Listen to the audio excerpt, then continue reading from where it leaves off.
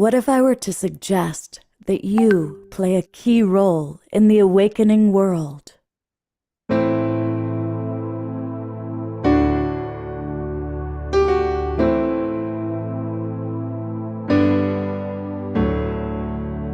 that you are watching this because you have heard the call.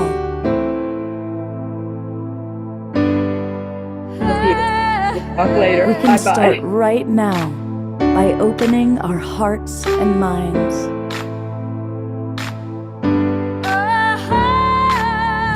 Welcome to the awakening world.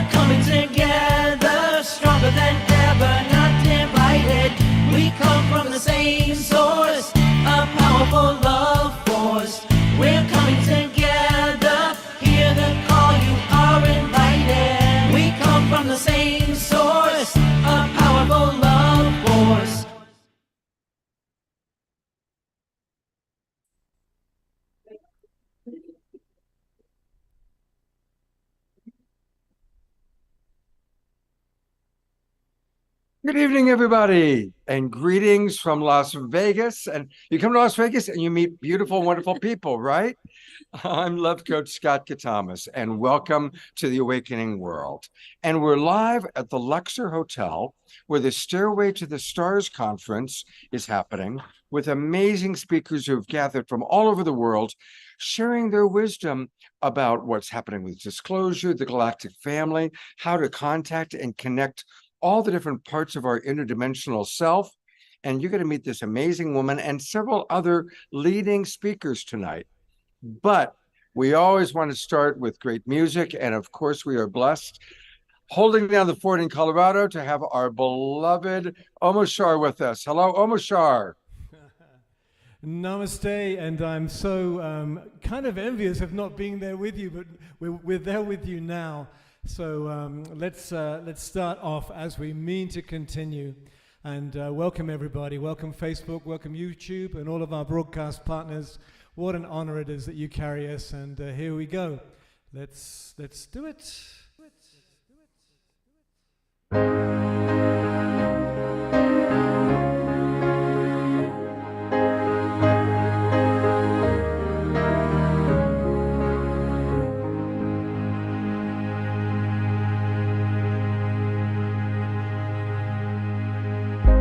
In your mind you have capacities, you know, to telepath messages through the vast unknown.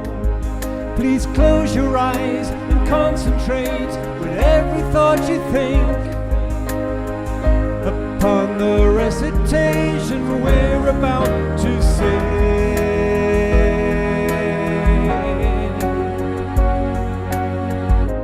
Calling occupants of interplanetary craft, calling occupants of interplanetary most extraordinary craft, calling occupants of interplanetary craft, calling occupants of interplanetary most extraordinary craft. We've been observing your Earth. We'd like to make contact with you. We are your friends, calling occupants of interplanetary craft, calling occupants of interplanetary craft, calling occupants of interplanetary ultra-emissary craft. We've been observing your Earth, and one night we'll make contact with you.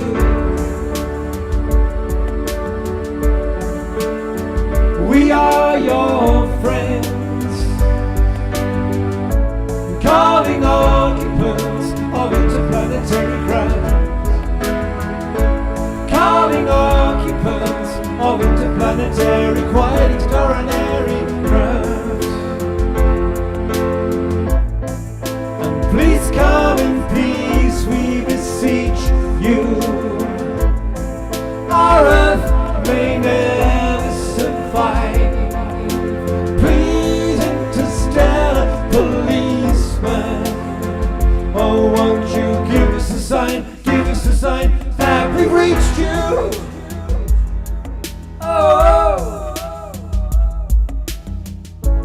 with your mind you have ability to fall and transmit thought energy far beyond the norm. You close your eyes, you concentrate, together that's the way to send the message we declare world contact play.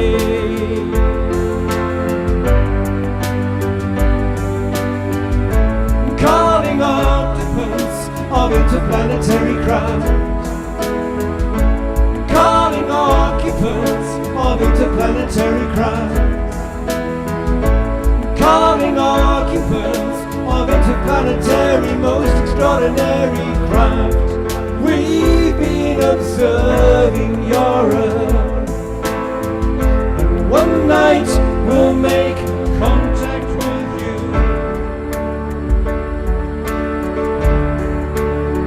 We are your friends.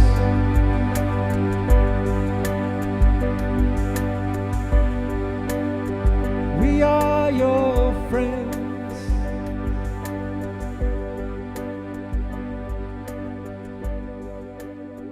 We are your friends.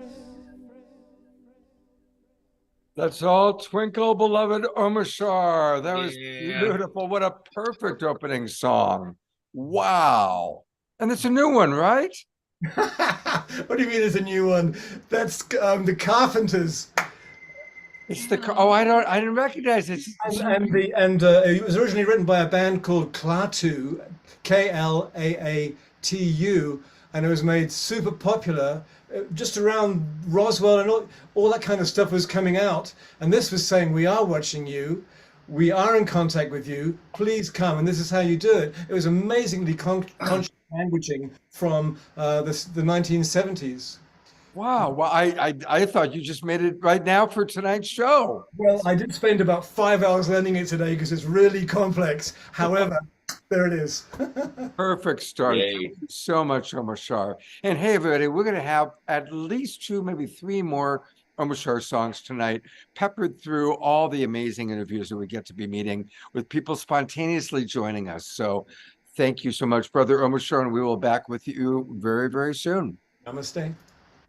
Well, we're going to have a lot of wonderful people, including the Twin Ray, possibly Daryl Anka, who you know is the channel for Bashar, and several others. But I am really excited with this woman that I just met today. She's one of the most popular people here, and this is Sarah. Her full name is Sarah Breskman Cosma, and she is the holistic hypnotist. So now what does that mean, being the holistic hypnotist? Well, essentially what my day job is I regress people and I take them to the very deepest level of trance. And then I go through either like a past life or lives, but the main goal of the session is to actually access their higher consciousness. And in that way, I can find out anything about a person. So they can find things out like what their true purpose is in this lifetime, who they really are. And then they can even heal themselves. Wow. So Go ahead it's and look to the like- camera. As much as I enjoy looking at you, go ahead and look to my audience. It's really profound. I love what I do because I can find out so many different things about the cosmos. And to me, that's so exciting. Like I'm so passionate about all this stuff because as a hypnotherapist, you know, in doing this method, which is essentially Dolores Cannon's method, that's what I do. I really feel like I know so much about the world and I'm so much less stressed out. I don't have the same type of fears and things that I used to have. It's really transformed my life just because I understand these concepts and the higher consciousness that comes through my clients when they're deep under hypnosis. has so much like profound information to share. And that's why I share it all over the place like this. And I'm the author of the Hypnotist Journey books. So I've written A Hypnotist Journey to Atlantis, The Secrets of the Sphinx, and From the Trail to the Star People. And that's what I do. So just to be clear, what happens is in your hypnosis sessions, people go back and they report what actually happened at Atlantis, what actually happened with the Sphinx. Right. Okay, so what are a couple of little things you can share that you've learned, like say about Atlantis? So what's really fascinating is I didn't really know any of this stuff, and I wasn't an expert or even trying to become an expert whatsoever. I just wanted to regress one of my friends that I had been friends with for over 10 years because she had this brain condition called pseudotumor cerebri. And basically what was happening is there was so much spinal fluid flooding her brain, and there was a huge risk of a stroke. She was losing vision out of one eye, and she was working really closely with a team of specialists at the University of Miami who told her there's no cure for this. And she was only 32 and had little young children. So she wanted to try this method, Dolores Cannon's method, because she really had nowhere else to go. But I knew she didn't believe in any of this stuff because we had been friends for 10 years. And so when I asked her if she wanted to do something like this, she only wanted to do it because she thought there was a potential she could heal herself. So in our first session together, I regressed her, and she all of a sudden went back to this ancient civilization in her memory of this beautiful society in the South Pacific. And she could just recount like this society in so many details. I mean, she could even smell the flowers and see the birds and hear what they sounded like.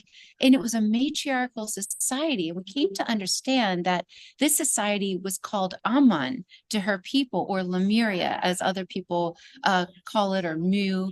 But neither one of us knew anything about this society.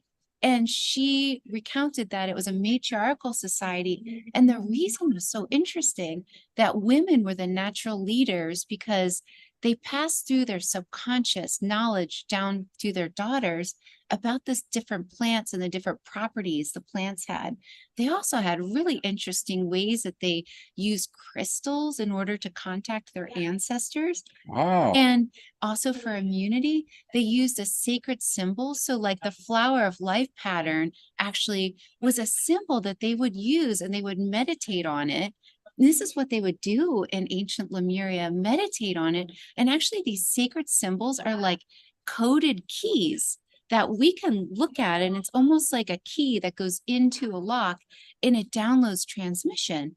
So anyway, as I was going through this past life with my friend, who I knew didn't even know any of this stuff, or she didn't even really believe in past lives, she started recounting that there were these visitors that were showing up that were humans, that were people, but they traveled in these like travel spheres, and they wanted something from her society. And when they couldn't get it, they took her as a prisoner, and then they put these like atomic like devices in rifts under the ocean and created these massive tidal waves that she watched destroyed the whole civilization. So the two different waves came and they built up, and they kind of like sunk the entire continent of this place that we came to understand was Lemuria.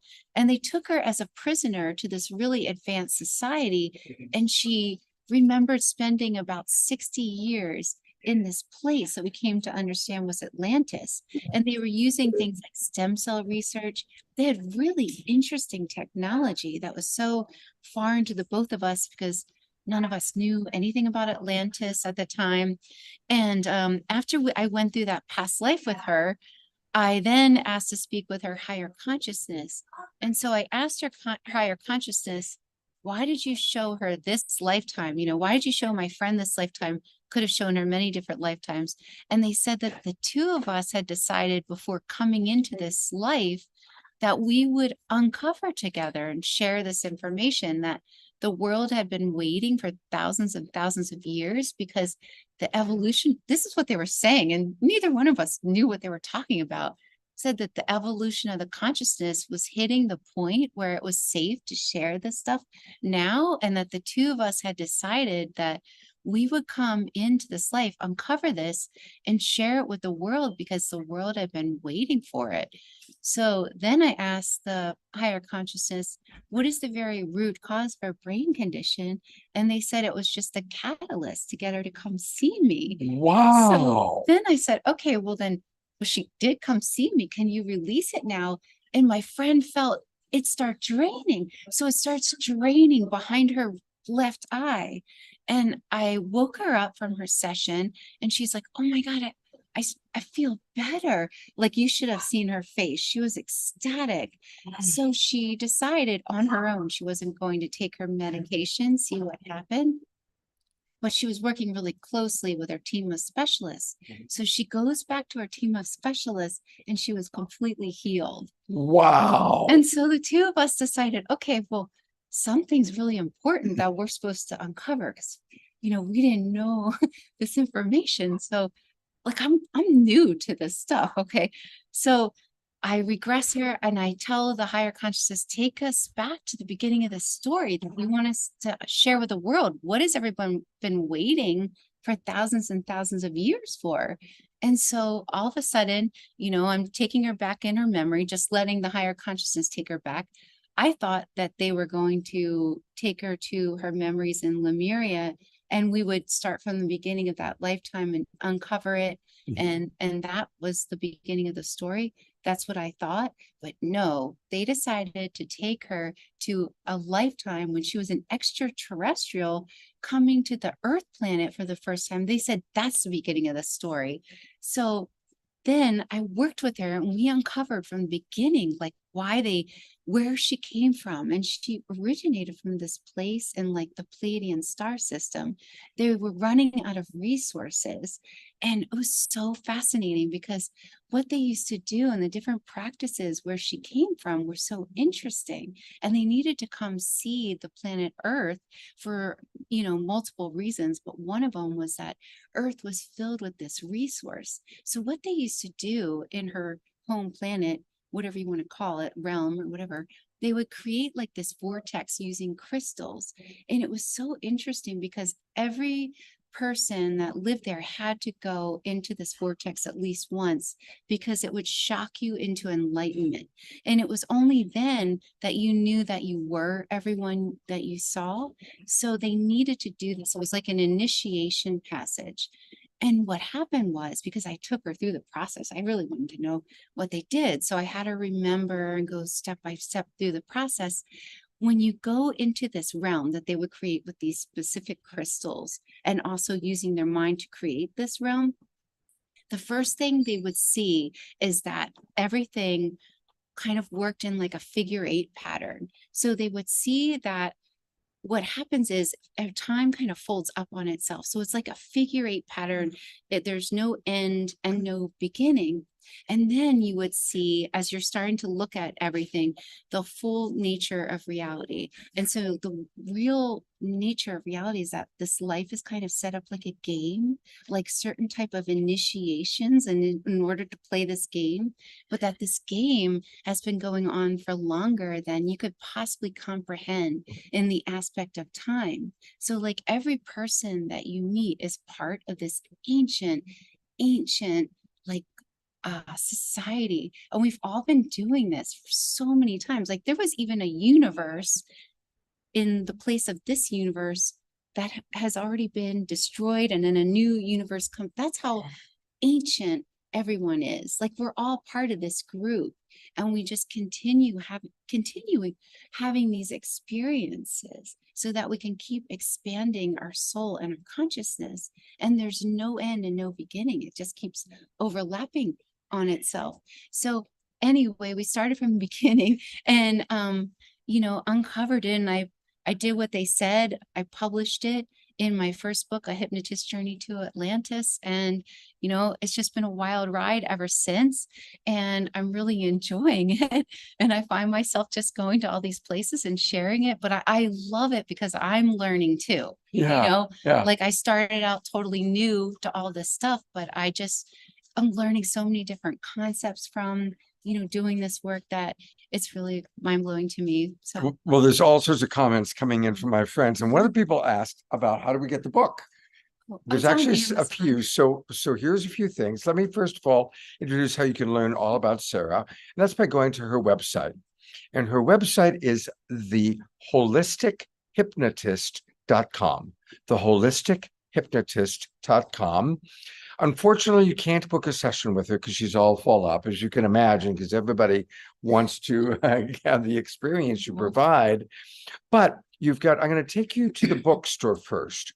So if you click on store and you scroll down, here is your Hypnotist's Journey to Atlantis. Now, this is the newest one. This is my first book. That's your first book. Okay, that's the first one you wrote. There's the Spanish version. Then the hypnotist version of the Sphinx, all about the Sphinx. And then you've got the new one about the Trail to the Star people. Wow. So this is where we can really learn about the real history of this planet. There's one other thing you might be interested in. She does have one retreat that has space left to be upcoming events. Okay. Yeah. So we go to upcoming events, and there it is. You're doing it out of kind of your home base. She's in South Florida, and you go down to the Florida Keys for your retreat. Now, what's your retreat going to be like? Oh, well, that has 3 days of past life regressions and deep inner healing work, because one of the things a higher self said is that the best thing we can really do to make a difference is to become your own spiritual master of yourself, to really deep dive into yourself. And that when you really master yourself, what happens is it actually leaves a permanent imprint on the consciousness. So if you really want to make a difference by mastering yourself, this permanent imprint never leaves the consciousness. So you actually shift all of the consciousness by mastering yourself, changing your perceptions, getting rid of all your limiting beliefs. So that is what they have said is the best thing to do. And I help people do that in my workshops. March 8th, 9th, and 10th, 2024. And springtime and the Keys, that's an amazing time to be down there. I want to learn all that you have to share. I want to have those experiences. That'd be wonderful. Why don't you come on down? I just might. Now, I know you're going to be on a panel in 6 minutes. So thank you so much. Thanks for having me. Yeah. And thank you guys, wonderful people. Have a great rest of your night. And I'll see you hopefully sometime tomorrow. Awesome. Okay, great. Isn't that fascinating? I mean, what an amazing opportunity to learn the real history of our planet through this woman who hypnotizes people. And I mean, wouldn't it be cool to get hypnotized by her, learn about your past lives and all of that? So anyway, between Omashar's opening song, thank you, Sylvia, for putting her link into the chat box. And I see a lot of Dia. I saw somebody's birthday. But I missed who it was. So whoever's birthday it was, welcome. And come on up, Geraldine. So we're going to go right from one amazing person into the next. And some of you remember Geraldine Orozco. She's been on the show a few times. And welcome, Geraldine. Hi. Thank you, Scott. Thank you so much for having me. Oh, I had the good fortune to spend some time with Geraldine last night. We went to spend the evening with the twin Ray, had a lovely dynamic conversation. But for our audience that doesn't remember you, tell us a little bit about kind of who you are and what you provide. Yeah, so my name is Geraldine Orozco. I'm an epigenetic psychotherapist. And my primary area of work is studying holographic DNA and the structures of the morphogenetic field and how they relate to our ascension and the purpose of our soul through that evolution. That's one of my primary areas. So I'm a clinical hypnotherapist as well, and I hold space for people helping unblock energetic fields, and I train meditation and really proactive energy work. Beautiful. So, yeah. And what's it like for you being here at the lecture? What has stood out for you from the conference so far?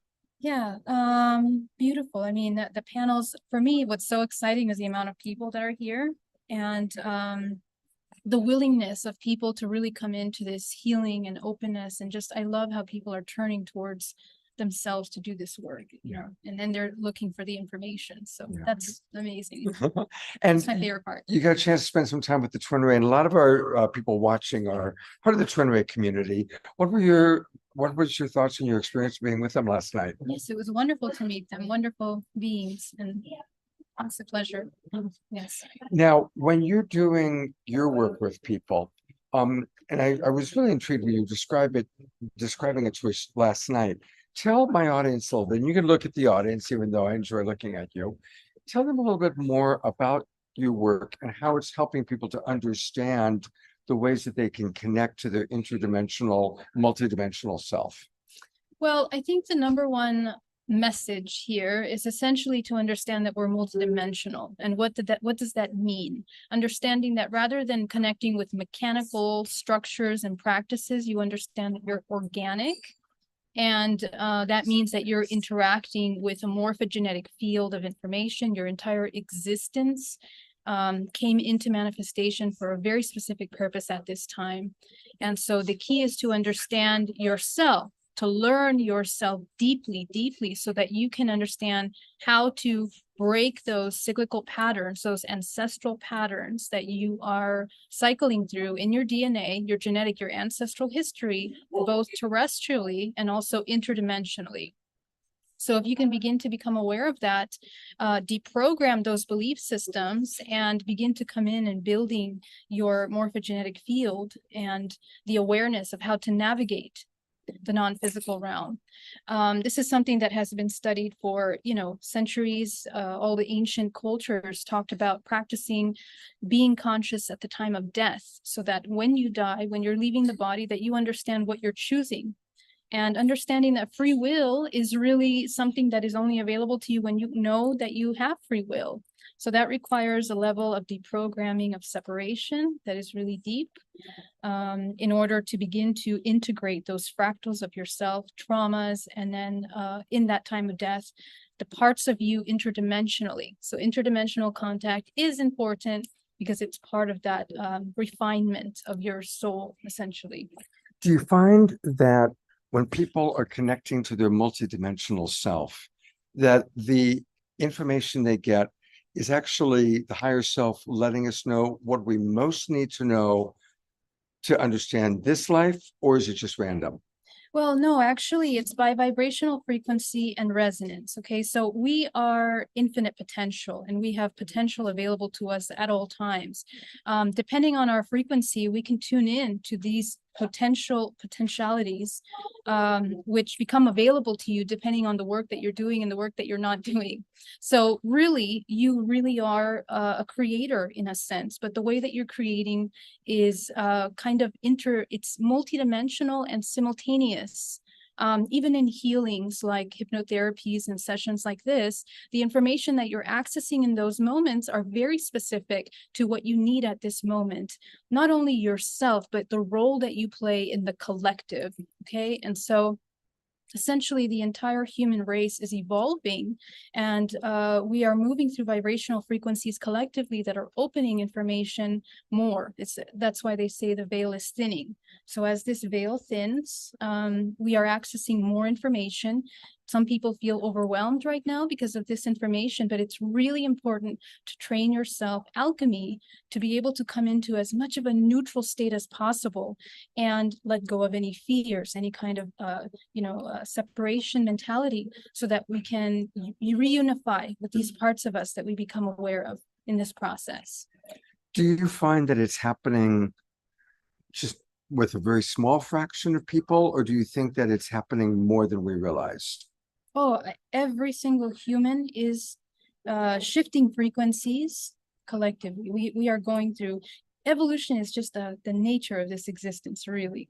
So, and people receive information in different ways. Some people receive it in dreams. Some people receive it in their everyday experiences. Their level of consciousness will help them understand and translate those experiences. But the ability to question and ask the questions is opening up for us. The way that technology is advancing incredibly as well. it's remember that, technology is mimicking nature. Right. So nature is as we come into more union with nature, we become aware of this organism like in a more holistic way. That's kind of Well, I want to say that's to me very inspiring. The idea that actually everybody is waking up, because it's easy for us in the kind of new age, new thought world to feel like, okay, well, we're hip to all this stuff, but what about the people that are killing each other? But it's beautiful and inspiring that actually everybody in their own unique way is raising their consciousness. Well, the thing is that we are temporarily experiencing duality, right? So we need to remember that. And there are certain laws to this universe that we're kind of abiding by, okay? And so to experience this duality is part of maintaining some kind of harmonic balance in the collective. So there's always going to be some kind of contrast. And without that contrast, we really cannot create that transduction process of alchemy within ourselves and within this world outside of us.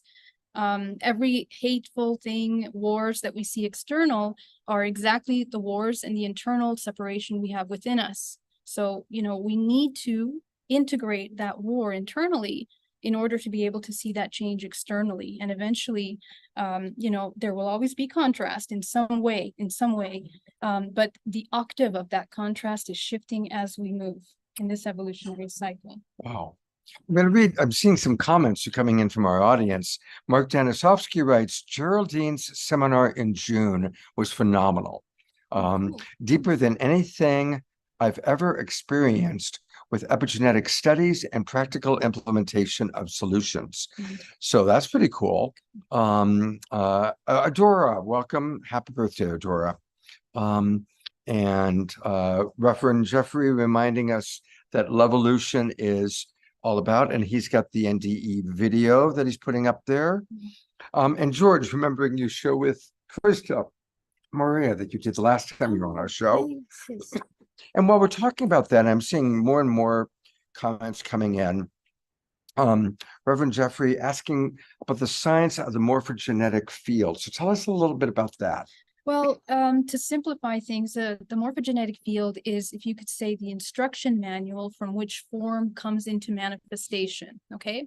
So if you think about that, we are an interconnected system, and really your existence, I mean, the fact that you have manifested into the physical is generations, lifetimes, ancestors that have made choices that literally brought your essence, your soul into the manifestation at this perfect time in order to pull forward your lineage, which is actually part of a collective. The entire human race is participating in this evolution. And so more awareness that we have about, how we're contributing to that through epigenetics, because essentially what it is that everything that's surrounding us is affecting and editing our genetic code. So emotions, because we're bioelectric, remember, we're bioelectric systems, then that emotion is a charge that we put in, right? So we need to be aware of the charge that we're putting in the input of this holographic system, this matrix that we're experiencing everyday experiences. Those are the ones that are molding, shifting, and changing future generations to come. That's really the most important thing to remember, the level of interconnectedness that we are. And remember that everything that we do to evolve, because we're so interconnected and interdependent as well, is being communicated through our vibrational frequency, through quantum non-locality, because we're deeply, deeply interconnected. So everything is kind of moving and communicating with each other. So the morphogenetic field, essentially, the reason why it's important to know that is to understand that, and in the science and breaking down, we don't have time to discuss all of that in depth now, but essentially we have within that the key that we are more multidimensional than we are physical. That's the most important. Only 2% of your DNA is riding this physical body. The rest is interacting with the entire fields in many dimensions, which we're pulling information from. So what you're doing in dream time and the awareness of your activity in dream time is essential to ascension. So becoming lucid, waking state and dream state. Wow. I know, right? She rocks. Laura Eisenhower is going to be with us in a moment. Tell us, what's the best way for people to reach you? Please reach me at Geraldine Orozco in my YouTube channel. And such an honor to be here. Thank you everyone for showing up. And thank you, Scott. And again, it's Geraldine Orozco, Orozco, and find you on YouTube. Yes, YouTube. Geraldine, thank you so much. so much. All Bye, right. everyone. Hey. Well, we're going to go from one amazing person to the next amazing person. It's Laura Eisenhower. Good to see you. Hey. And Laura's been on our show going all the way back to the Saturday Night Alive for the Global Peace Drive days. That's right. Yeah, That's yeah. right. She is, for those of you who don't know, she's a medical intuitive and an astrologer. Yeah. That's right. And what's most alive for you at this time, Laura? You've been in the field for a long time. I can remember going to see you at different expos a long time ago. Mhm. We've been around. Right. What's most alive for you right now? Oh gosh. Well, I just got back from Istanbul, Turkey before coming here. And I feel there's a surge of people just taking charge, not waiting for government disclosure and understanding that that's not where we're going to get it from. It's up to us to make our voices known in these critical times where we're seeing all that's taking place on the Gaza Strip and what's been happening with Russia and Ukraine, that the delegates from these particular countries come together and say, actually, the people want peace. We have no issues with each other. It's you guys that are pitting us against each Right, other that's right. and generating these wars. So being a part of that was really huge, and just embracing everybody's mission and purpose and just feeling this camaraderie and unity is always like amazing. But it's moving to the next level. Mhm.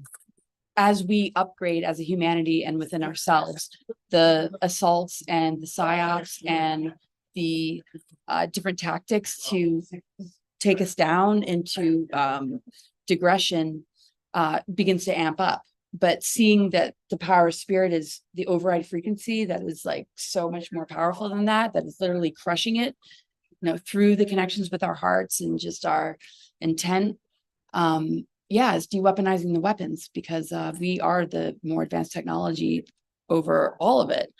And the more accountable we can hold ourselves to the moments that we begin to drop in those lower vibrations with humility and mutual love and respect and support and forgiveness and compassion, to just kind of like self-correct instead of like feed into that and like let it like intrude and infiltrate, I think is what we're learning to master, that we've been needing to just pay more attention to for quite some time. And I just see a lot of people stepping up in a beautiful way. Okay, so for those who are watching, who are feeling outraged, what's coming, the images we're getting from Gaza, the images we were getting before that from Russia and Ukraine. How do you transmute what you're seeing and anger, rage into compassion? How do you do that? Well, we're elemental beings. And so we're going to experience a lot of different levels of our elemental energies, the water energy of like emotion, the fire energy of rage and anger. But the flip side of it is like, that water, that element, holds your connection to your psychic awareness, your intuition. What is your soul calling you to do? Like what is your part to play in these times? That fire energy is your passion and inspiration. If you're angry at something, you're passionate about something. So are you going to like take action? What are you going to do? Lead by example, or do something to shift your own, reality to like rise above, because you're winning the war on consciousness within yourself based on what you are reacting to. Hang on, I just want to, I love what you just said. Living the war of consciousness. Winning the war. Within yourself. Yeah. So those words really just struck me like a lightning bolt. Winning the war of consciousness within yourself. Right. And raising the vibration of like when we drop into those lower emotions, like to give it unconditional love, to not negate it and say, oh, you can't drop into that zone. Like when you go into that zone, give it unconditional love, give it healing, give it support, give it recognition. Don't turn a blind eye, but don't also get lost in the toxicity of it when you don't see the direction that it's like willing to take you, which is where your divine purpose resides. And that's when we begin to pull our resources together, build healing centers, advocate, have a voice for, the people that are not able to, speak up, to like just begin to move this in a different direction, and trust that their soul agreed to this on some level. Doesn't make it okay on any level, but you know, we've gone through so many catastrophes and traumatic things throughout our many lifetimes. And, you know, sometimes when we experience that, it's to show the rest of the world, you know, something that we all have to, you know, look at and remember. And we need to honor those souls and those lives by doing all that we can to support them being freed from this. But at the same time, you know, not losing ourselves too much to the grief, but processing through the grief in the most real way so that we can begin to find the solution and resolution, so that we're not in hopelessness, that we understand that we each are called to bring something to the table to make this world a better place. But And you I know, like how you really, we don't deny the grief, but we process it, we alchemize it, and hopefully use that then as fuel for passion to go even deeper into our heart's desire. yes, like what do we feel called to do? If we notice something outside of us isn't doing it, maybe that is what we're being called to do. And if we're being, you know, called to just process and pray and just like move through it, and you know, I mean, everybody's got their own unique calling, and the most important thing is that we listen to that, and that in that process of working through those emotions, that we begin to hear, you know, what the intuition and guidance is bringing us like to in ourselves. And when we connect those dots with each other, we begin to rise above, you know, this duality, and we see like miracles begin to transpire. We have more choice than we realize, you know, but we need to not fall into the psyops and the false flags in the way that the media is presenting it, because there are falsities and distortions there. I mean, sometimes when you go into these areas, you know, people are like, don't go there, don't go to Turkey, you know, this is happening, that's, but you know, it's like, you got to like walk through that fire. You got to, you know, just realize that you're going to transmute it by holding that victory within yourself, because you're not in the duality, you're not picking sides, you're in your divine innocence. You see the innocence and the longing within each soul, no matter how much they're being pit against each other, to see beyond that, so that we're not like falling for what they're hoping is that will enable the very thing that they're putting into, you know, the program. So if we win the war within ourselves, and we hold space for the integration of polarity and overcome the divide and conquer within ourselves, we will help the external war begin to dismantle, because we de-weaponize the weapons when we see the weapons as a tool for growth and upgrading, instead of further being assimilated into the AI or into the psyops to continue to be a host for parasitic and inverted forces, which is the matrix.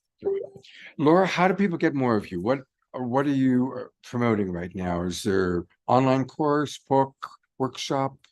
What can people get from Laura Eisenhower? Well, my website's cosmicgaia.org. My book, Awakening the Truth Frequencies, coming out in March.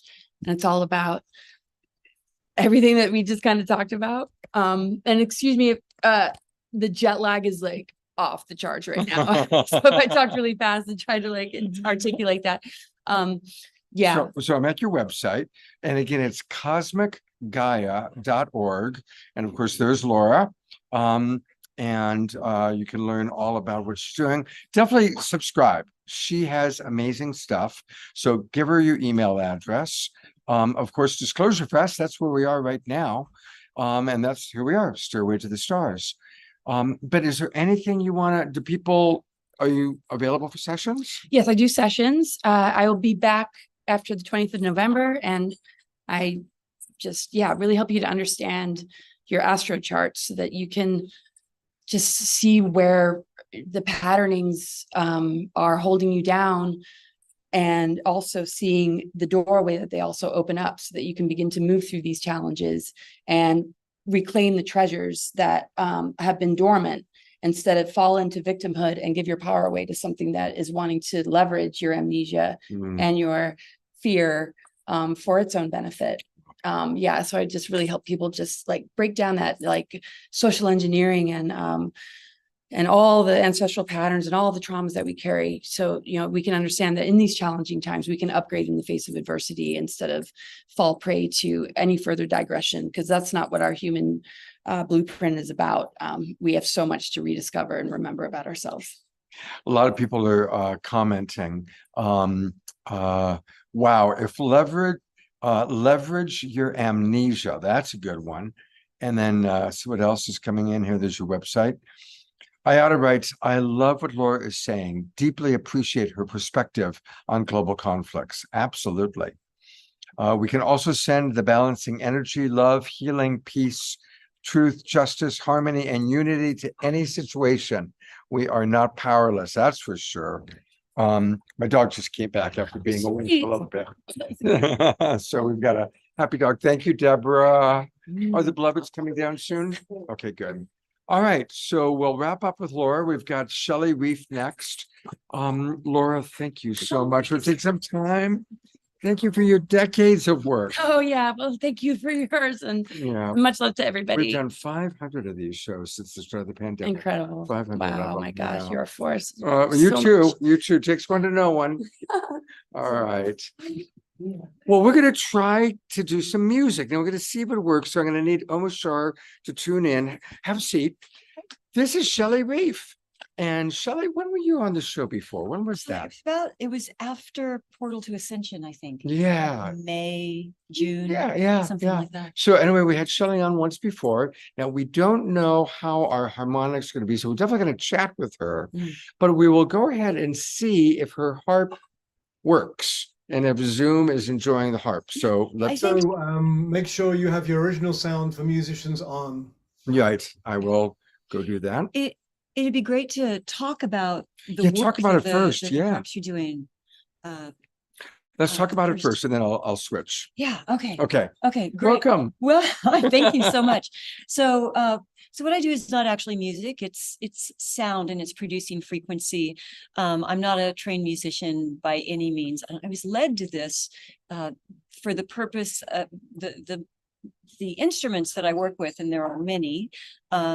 They support me in taking people to a higher state of consciousness. And my work on this planet is I'm a lifelong contactee. So I've been receiving, I have both experiences. I have abductions, lifelong history of abductions, which I had tied up and in control for decades until I started hanging out with, the Alan Steinfelds of the world again, and kind of opened up that can of worms. So you had maybe kind of a Whitley Strieber-like experience of at first it was this terrifying thing. Yeah.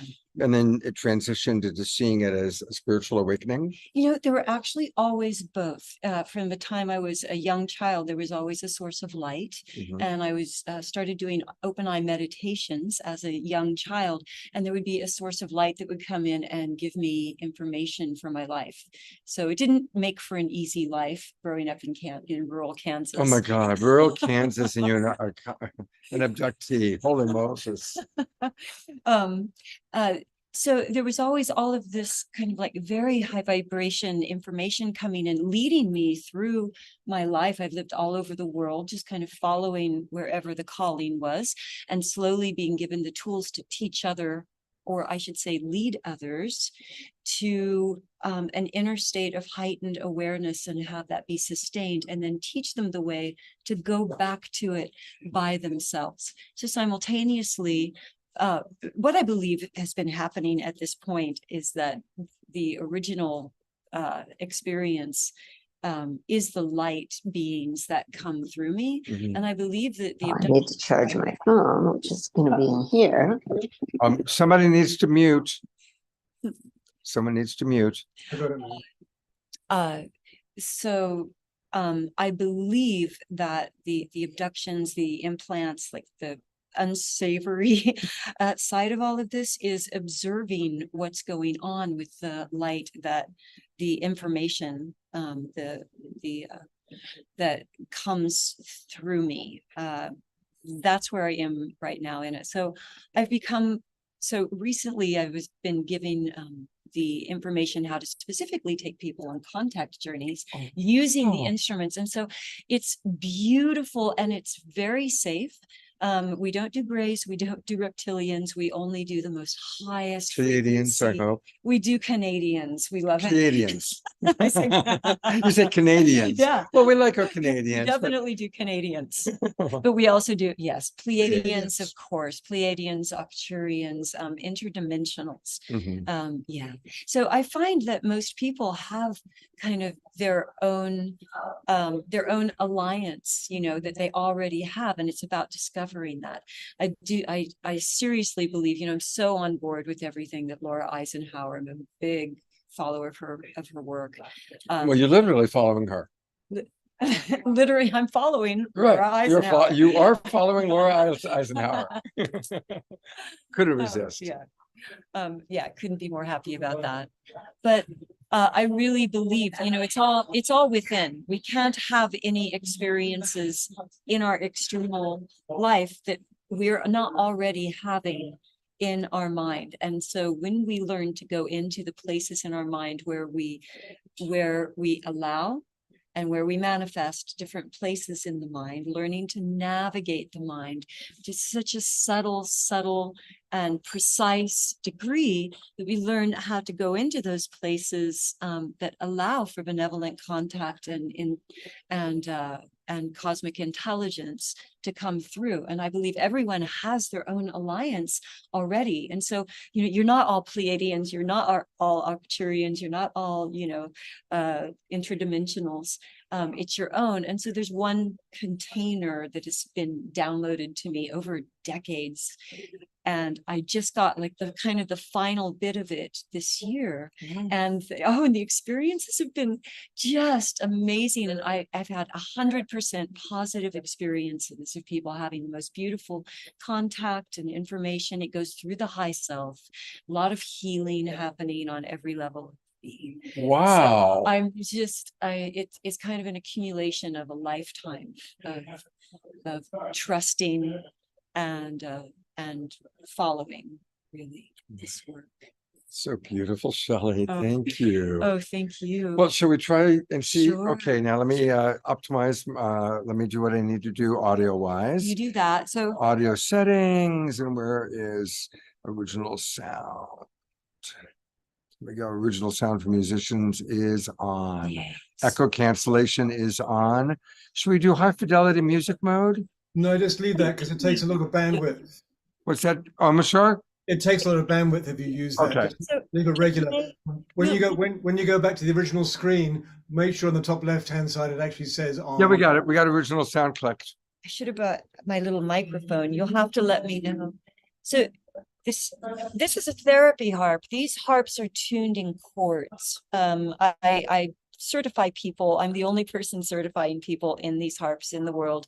We have even CEUs through Yoga Alliance and lots of good things. How's it sounding? So it's not. On the top left-hand of your front screen, it should say on or off. It's not. I don't see. Hang on a second. Let's see. I saw it flash for a minute. There it is. It's off. If you click that, it's gonna There you go. Okay. Okay, try now. Okay, now we're gonna try. So you have to let me know.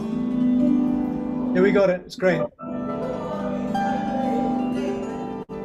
So this tuning, this is the angelic tuning. These harps come in many different tunings. Some of them are very grounding. This one is very expansive and literally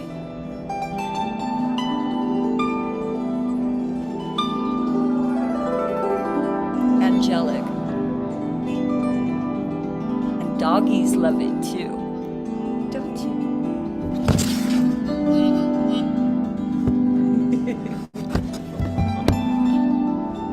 I have students who work specifically with animals who take these harps into the farms.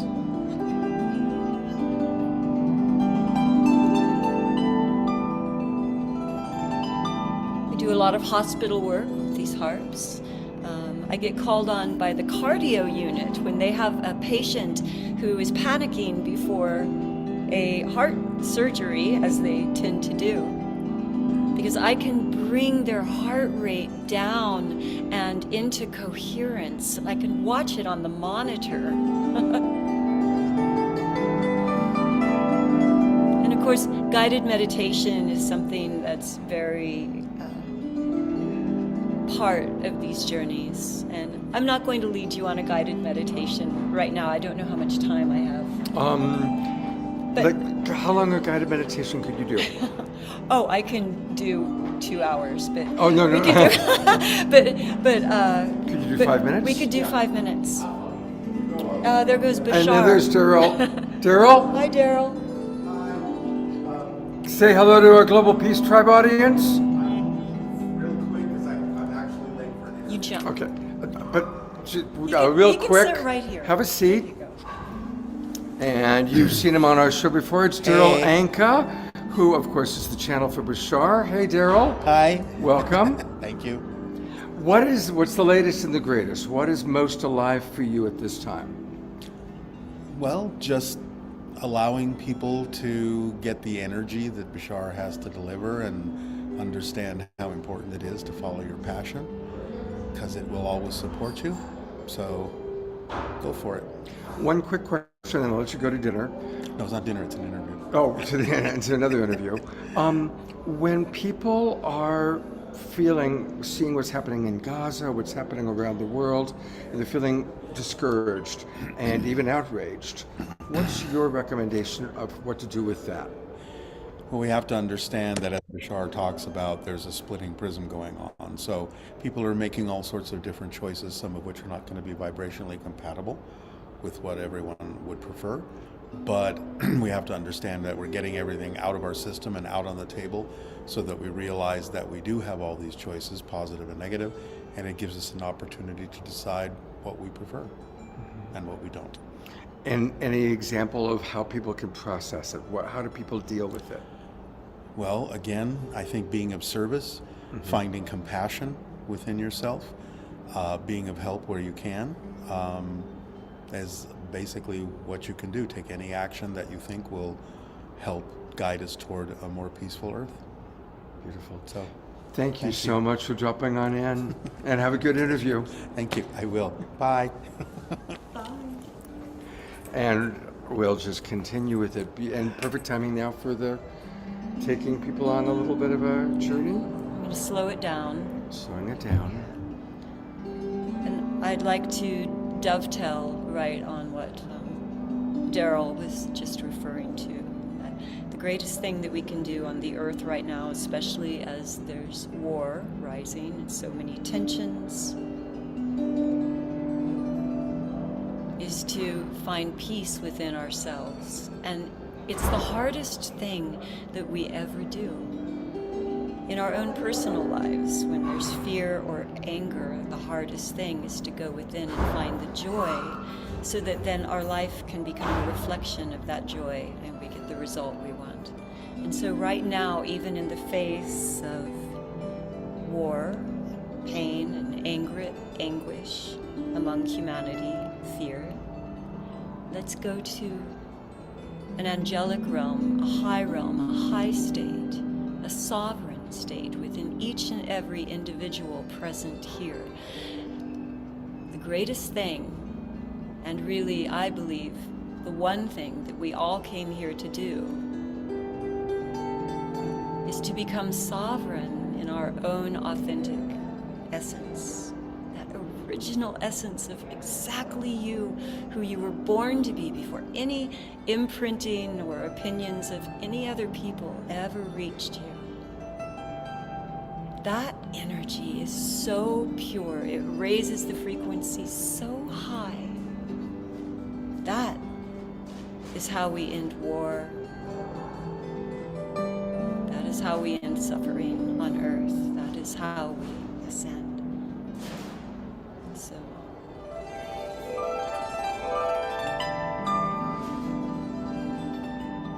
it's calling on each one of you right now to take a little journey inward to the center of your mind, to a sanctuary that exists there, the most beautiful place on earth or beyond.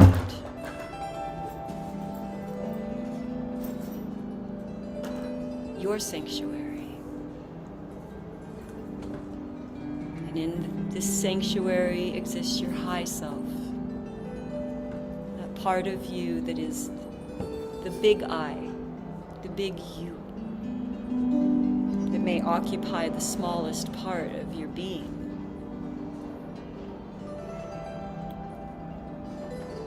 But is brighter than all beings put together.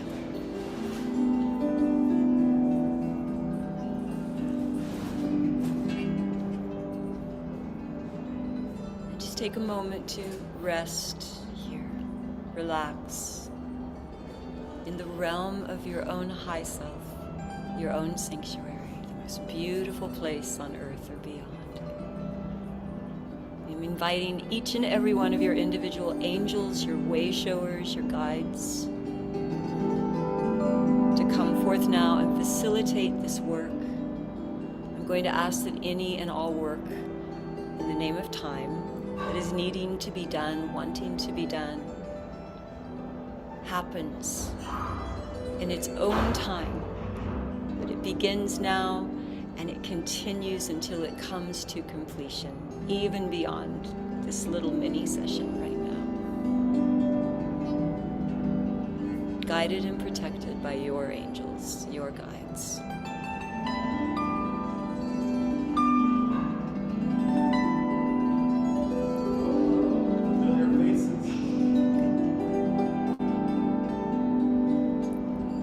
So I'm going to leave you in this place within, the sanctuary within, the temple of you.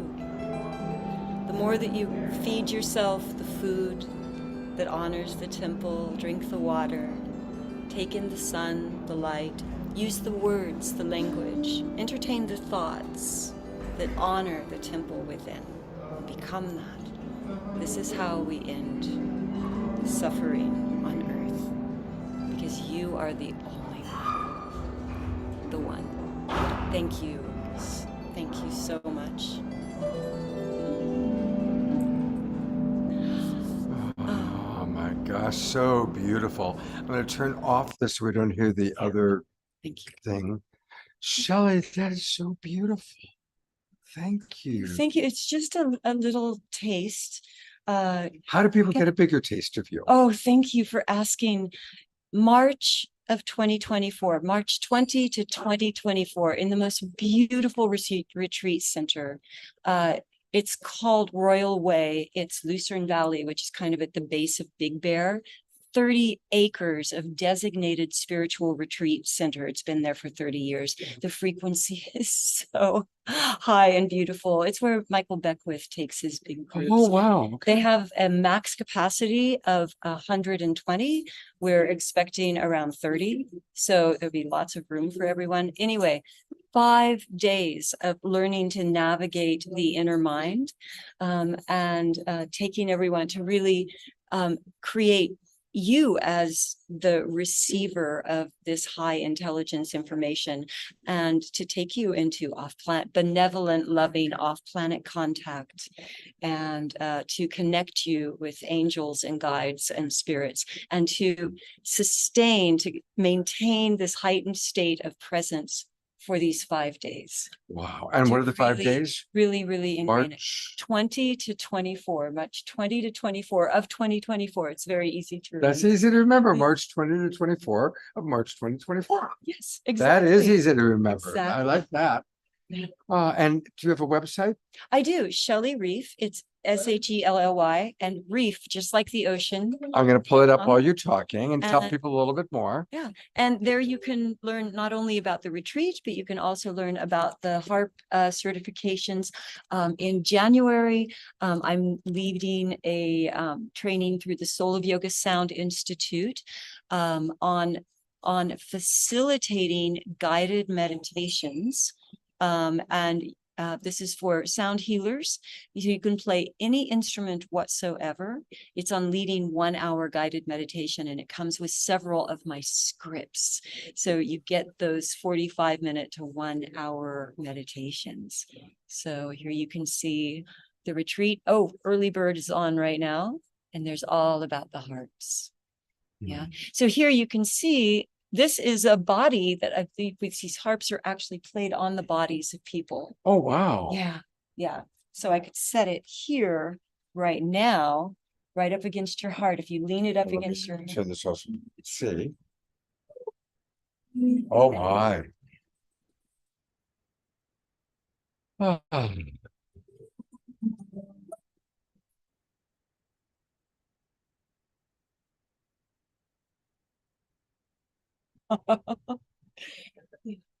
Hmm.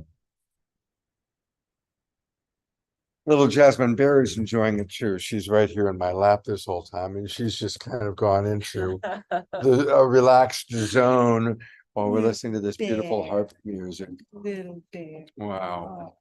Well, the Twin Ray are going to be here shortly, and we might get a few words in with them.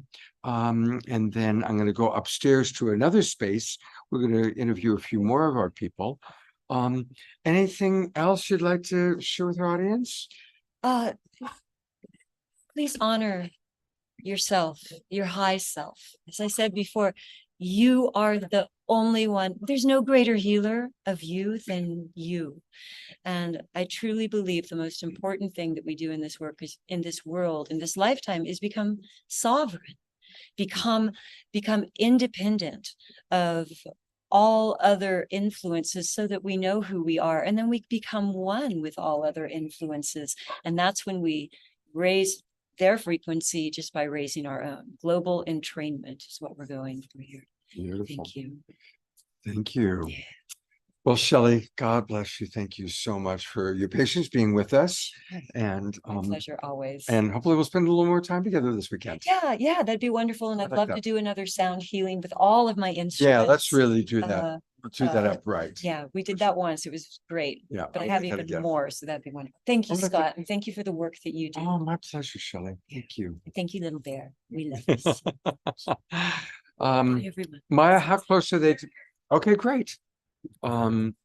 Perfect timing. So we're going to hear from the Twin Ray briefly in a moment. They are on their way. Shelley, thank you so much. Thank you. Oh boy, it's been, I'll kind of do a little report for everybody. Again, welcome anybody who came in late. We are live from the Luxor in Las Vegas, where the Stairway to the Stars conference is in full gear. It started, people started arriving on Thursday, and by yesterday it was full blast. So today's kind of the middle day. We're gonna still hear from a few more of the amazing presenters. We're also going to go to an Omashar song shortly, but we're hoping to grab the Twin Ray briefly. And thank you, Grace Denise. And it's Ayada's birthday. Where is Ayada? Let me find her. It's actually her mum's birthday. I'm sorry, whose birthday is it? It's her mother's birthday, and she's celebrating with her. Here come the Twin Ray. We're going to turn the space over to them, but hopefully they'll share a few words with us before we do so. So I will turn the couch over to you, and here they are. Blessings.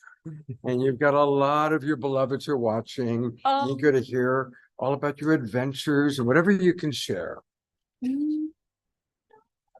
What we can Not share. so much yet. We just need to make sure we have proper clearance to share. So. But what we can share is how much we love you all, and it was just a beautiful moment that we had giving a talk at Stairway to the Stars. We just outlines the 5 different evolutions of our species as we evolve collectively, as we evolve in harmony, as we evolve in unity and love.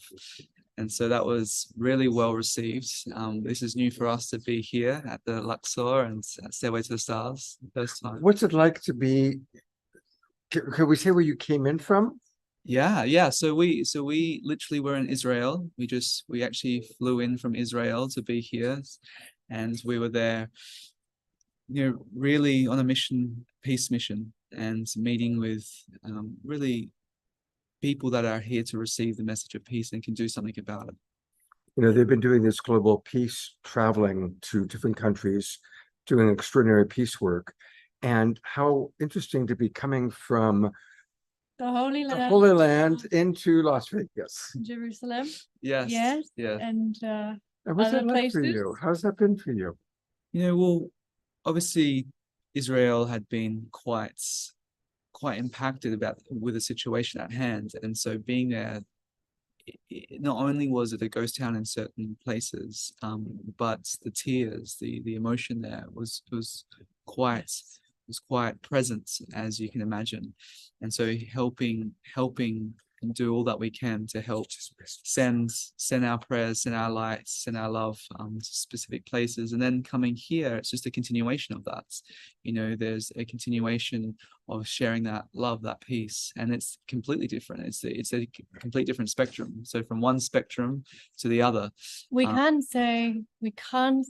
really tell you who we met with and what was happening at this moment, but we can say that we went to hospitals and we sat with wounded soldiers who were blinded, who had shrapnel all through their bodies, who had incredible stories of faith and perseverance and love to share and tell, whereby they were great heroes, and they were with us, and we were with them. So our team was on the front line. Yeah. And that's all we can say. Yes, and coming here and just being agents of peace and sharing the message and inspiration and the hope is really the potential that we have as a collective to evolve individually and collectively. And as we do that, and as we choose to focus on that, and of course participating in this beautiful community and the World Peace Tribe, it's about becoming agents of peace, each one of us, whether it's in our individual life, in our community, or in other missions that we may be sent on. And so this is for us a mission to anchor more lights and anchor more peace. Absolutely. And so being here from the holy city to City of Sin. what they call and it's just to infuse everywhere we go. With every breath we take, we intend and emanate the infusion of love, of God, of divinity, and may it be felt, and may it plant seeds, even if it's not yet known. Yes, exactly. Mm-hmm. Exactly. Mm-hmm. So, when we always talk about love, and we always get the question, well, how do you have love when there's a war, or how do we have love when there's a famine, or how do we have love when there's extreme times?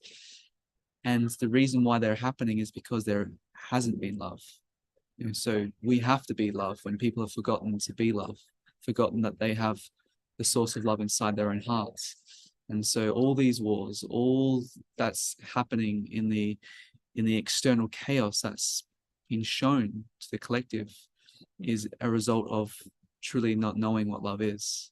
And so love must be remembered, it must be embodied, it must be shared in order to heal. These are the times. Yep. This is when the tests are the greatest. This is when the resolve is the most important. This is when the compassion has to reach out beyond bounds, beyond rationale. Yeah. It's not rational, it's love.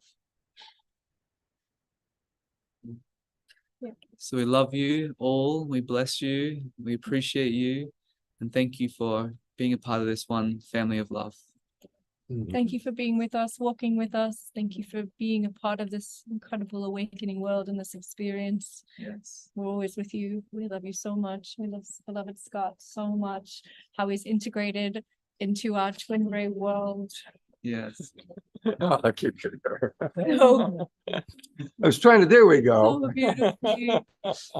so beautifully. So beautifully. And Oh, thank you. how you hold us all so much in your heart. They're They can't tell you, but I'm telling you what they are doing is amazing. I'm not allowed to go, but it's amazing what they're doing. And we are so blessed to walk with them. You know, they are walking us into the golden age, and how blessed we are, you know, at a time where there's so much going on in the mainstream media that can keep us trapped in the matrix. And they are guiding us out of the matrix and into the golden age. We're very, very blessed. Very blessed. We're going to do a little transition here. So I'm going to turn it over to beloved Omashar, who is going to bless us with his second song of the night. And we'll be transitioning, and I'll see you on the other side. Take it away, brother. Beloved Omashar, so much love to you. So much love to you, Michelle. Every time we come Thee in, also forget- love you so much. I love you too. I feel you so deeply. Thank you. So much love. Thank you. Okay. Well, here we go. Gonna go here. Gonna go down here. Go here.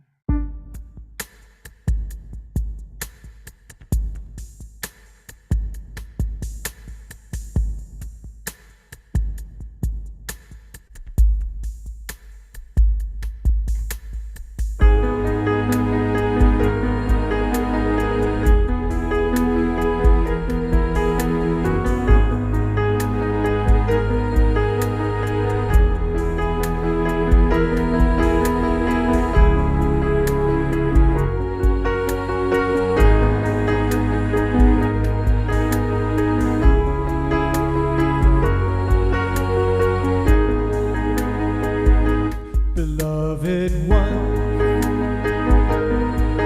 please hold me in your arms, supporting me. We have traveled so far, earth and star.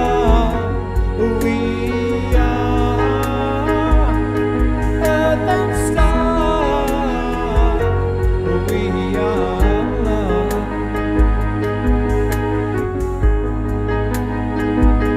the one desire unfolding, the one true love evolving, and we have traveled so far, earth and star. We are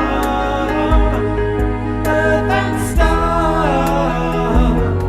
We are, and we feel it deep within. We know it in our hearts. We can bear the pain of separation no more. So come on, come and join us. Here's a taste of what will come when you let go, give in to the one.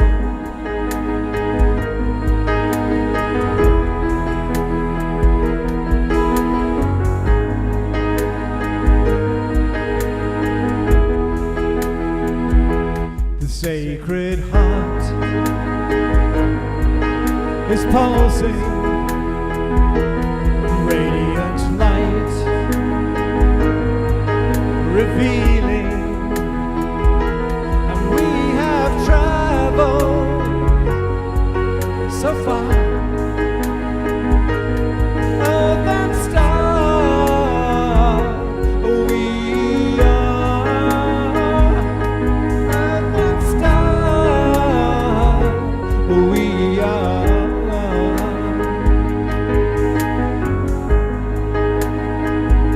an innocent child returning, pure and clear, emerging, and we have traveled so far, earth and star.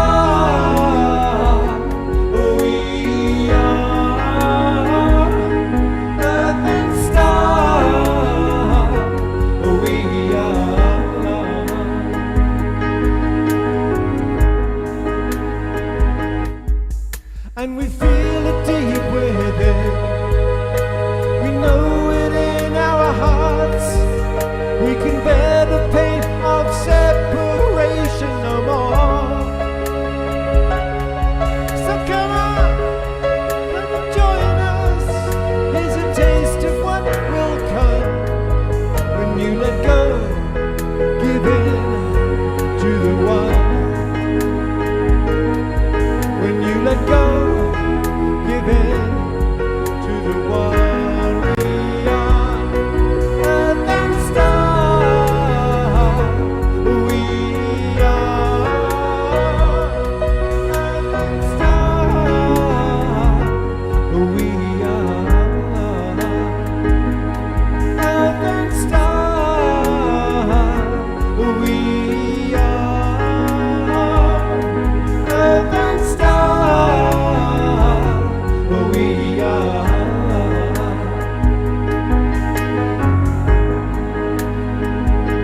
And we have traveled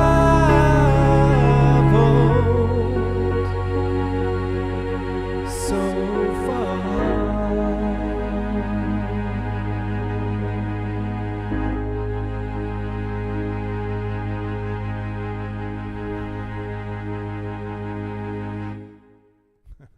Beautiful, beautiful. That's all Twinkle Omisar. I'm going to gallery view. That's all Twinkle, our beloved friend here. Thank you so much. And a reminder that we can get all things Omashar by going to his website, omashar.com. And yes, we are your beloved family. And if you scroll down, definitely go to Bandcamp, because that's the best place to buy his music.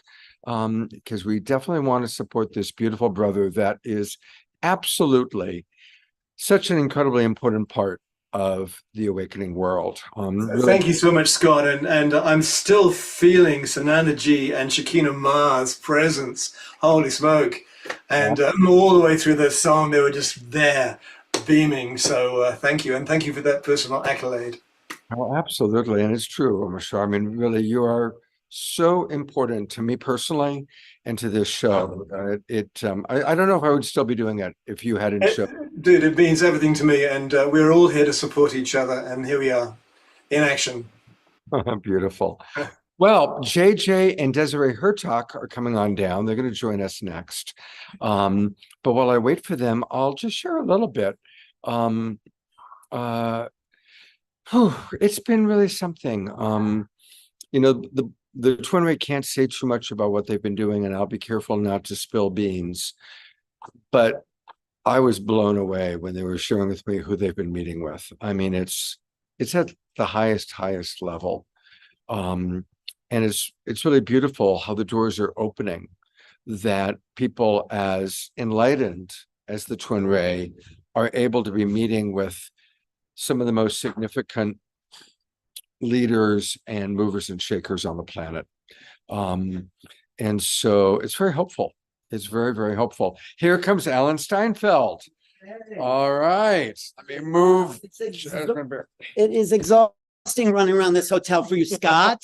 Alan, the right people. Alan has done an amazing job. He's who's been bringing in all of our different guests, like Laura Eisenhower, and he Shelley has Reed, and Shelley has been amazing. Darryl Ankett, yes. Okay. And I have a couple of more amazing people. Two here. of our favorite Yes. people are here. Yes. And you know what? I will create the space. Go ahead and introduce. Well, sure. I'm always Tell my our job audience is a little to, bit about what you're up to, and then introduce. Right. Well, this is a fantastic conference, and let me show people my book in case they haven't seen it, which I'm sure they have. This is the book, you guys. If you want to know what's going on in the whole UFO UAP thing, you get Alan's book, which is this one. And actually, our next guests have contributed to this book, Making Contact, which is a real great overview of where we've come from as far as levels of awareness and where we're going to as far as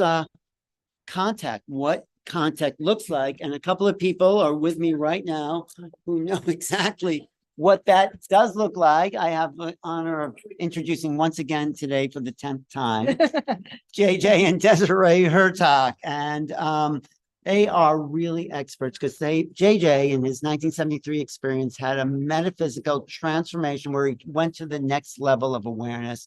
And Desiree saw the whole thing, sort of, and they committed their lives to traveling around the world, awakening people to the contact experience. So JJ, why don't you talk about that? Well, thank you very much. We're social scientists, we're futurists, we work all over the planet, trying to bring through education, music, and science, a better understanding of how we are multidimensional human beings who have a positive role to play in a world where we're beginning to understand that we're not alone in the universe. And we're excited to be here at this conference, Stairway to the Stars, because it allows us to talk not only about extraterrestrials, but about angelic levels of intelligence we call ultra-terrestrials. And also today we were part of a panel on ancient civilizations, talking about how the ancients understood this as well. And it's just coming back to us today. So we've authored many books. We've worked with many great musicians, composers, such as Stephen Halper and Alice Coltrane, great painters like Ingo Swann, great scientists like Russell Targ, people of different cultural backgrounds, but all who are interested in where we go from here as a world society, a world humanity. Well, and what we've done, as Ellen knows us so well, is to bring this out through musical experience. Well, I want to ask you, though, where are we going as the world awakens to making contact, as the government comes forward, as whistleblowers saying something's wrong inside the halls of the Pentagon? Where are we going culturally as a society? Well, I was going to say first, though, the reason, remember, we just did this lecture that you were introduced us for, and there's 3 levels why disclosure has not been happening. Yeah, let's go. And I want to go through that for a second, because the first thing is that Roswell was 75 years ago. Oh my gosh, so long ago. It's amazing. And then there were even things before that. We said Cape Girardeau, in Missouri. There was a crash and a being that came out, and they have a picture with them. And then even Aztec and Kingman, we just drove through Kingman, and Kingman was the crash that we believe actually started the Area 51, or at least was one of the major vehicles In the early 1950s. And there's a paper in the FBI files. It's called the Guy Huddle Memo 1950, which talks exactly about the Kingman crash. And the Aztec too, right? It's right there in the FBI files. So something's changing now. Something dramatic is suddenly awakening. Suddenly we're aware that there is a higher level of cosmic intelligence that violates the laws of thermodynamics, is able to come here through a higher level of energy experience.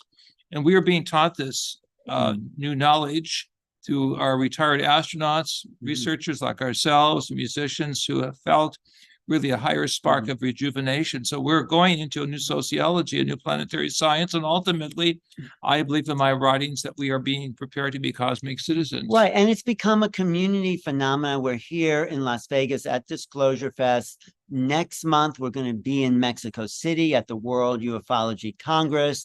Then we're going to be at a TCCAG, which is another level of consciousness. In San Diego. And so this is kind of spreading bit by bit around the planet, and people are coming. There's probably a couple of thousand people here this weekend. And, So we are futurists. We believe in a positive future. We're also archaeologists, as I said before, linguists, anthropologists. We work in many disciplines of the physics of life, and have worked in think tanks, and have worked with what I will call mind over matter studies with colleagues at Stanford Research Institute. But we think we've really been quarantined on this planet for a while. We've been protected that these extraterrestrial species haven't been making themselves known until recently. And I say that until recently. It's changed now. People are waking up. And if you start to open up to that level of awareness, you're adding to the morphogenetic field, which will make a leap of vibration throughout the whole of the human species. It's called the 100th monkey effect, the 144,000, whatever you want to call it. There is more people awakening to this, and the more people that awake, the more people will awake. That's just how the nature of the vibrational field And works. Ellen, this results in a better psychology, results in ability to have mental aptitude to see through remote viewing higher realities, sometimes before they even happen, that reorientates us to take a higher path of understanding how past, present, and future converge if we take a different timeline. We're living in a magical time where everything's changing, vibrations, relationships, our connection to the earth and each other. Everyone's becoming much more psychic. So how would you wrap the whole thing up? Well, no, I want to emphasize that. I think that the veils are being loosened, and we're not only seeing extraterrestrials, but we're connected with other levels of higher intelligence. And that gives us the ability to know more about the future, to do remote viewing, to see what's going to happen to us, maybe even just to choose which is the right, we'll say gas station pump to pull.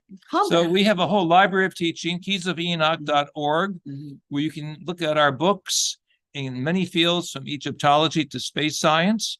We have a plethora of music cassettes that deal with how we change the biorhythms and how we change the biosignatures of the way we think, sleep, look into the future. And finally, books on sociology, economies, and ecologies of change, so we can prepare to network more effectively. But all this is leading us to being actually more empowered of who we really are, that we can actually, when we see a storm, and of course that happened too quickly in Acapulco recently, but if a storm's coming, we can work collectively to deviate that storm.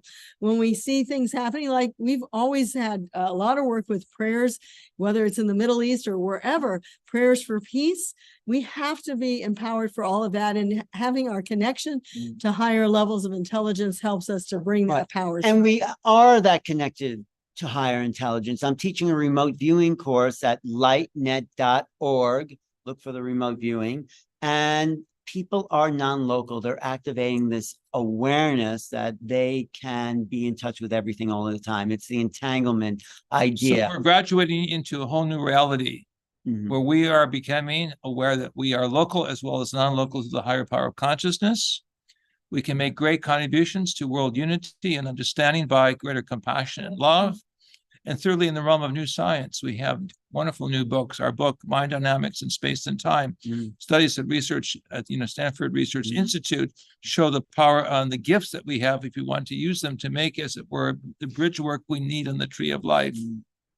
So if you're in Las Vegas, join us tomorrow. I'll be speaking and you'll be around. We'll be having a panel, unfortunately, at the same time speaking. Right? Anyway, there's a lot of great things happening here. It's been a great 11/11 here and this Disclosure Fest. So Scott's going to come back on, close it out. Thank you, JJ and Desiree Hertog.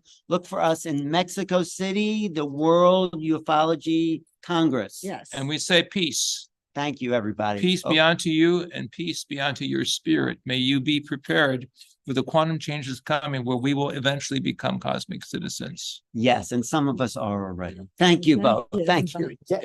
Scott, you're up. All right. Thank you so much. We'll see you tomorrow. Thank you, Desiree. Thank you, JJ.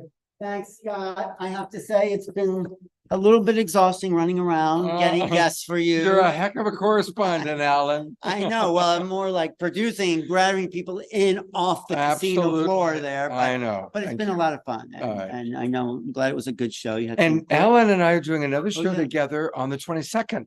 Tell us a little bit about that. It's going to be a channeling show because everyone's channeling something these days. No, but I've met some really good people. And I got a woman named Marilyn Gadwick who's channeling Zazar.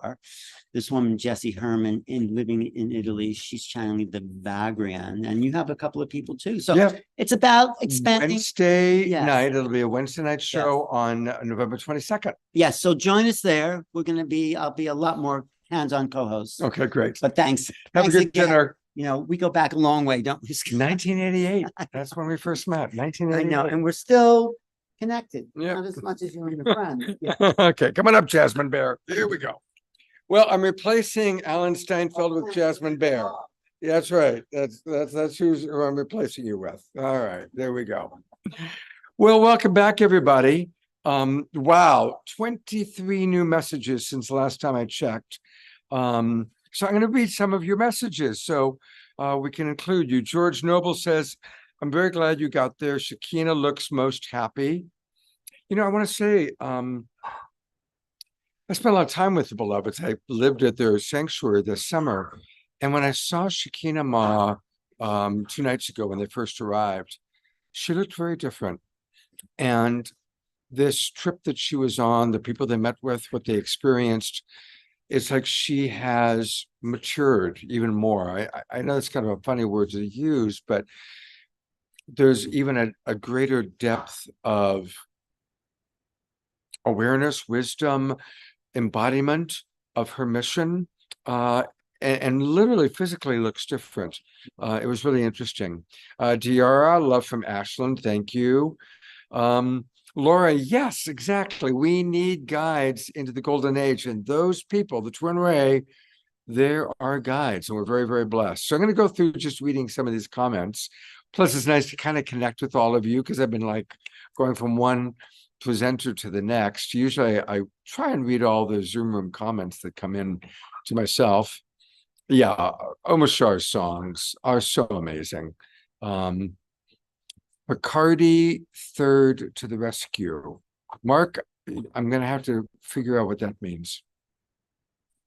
When you, from Ayada, when you let go, give into the one, we are. I love this song, Omashar. Right, that was from the song. Thank you, Grace Denise. No, I drove to Las Vegas, and let me tell you, it was a long drive.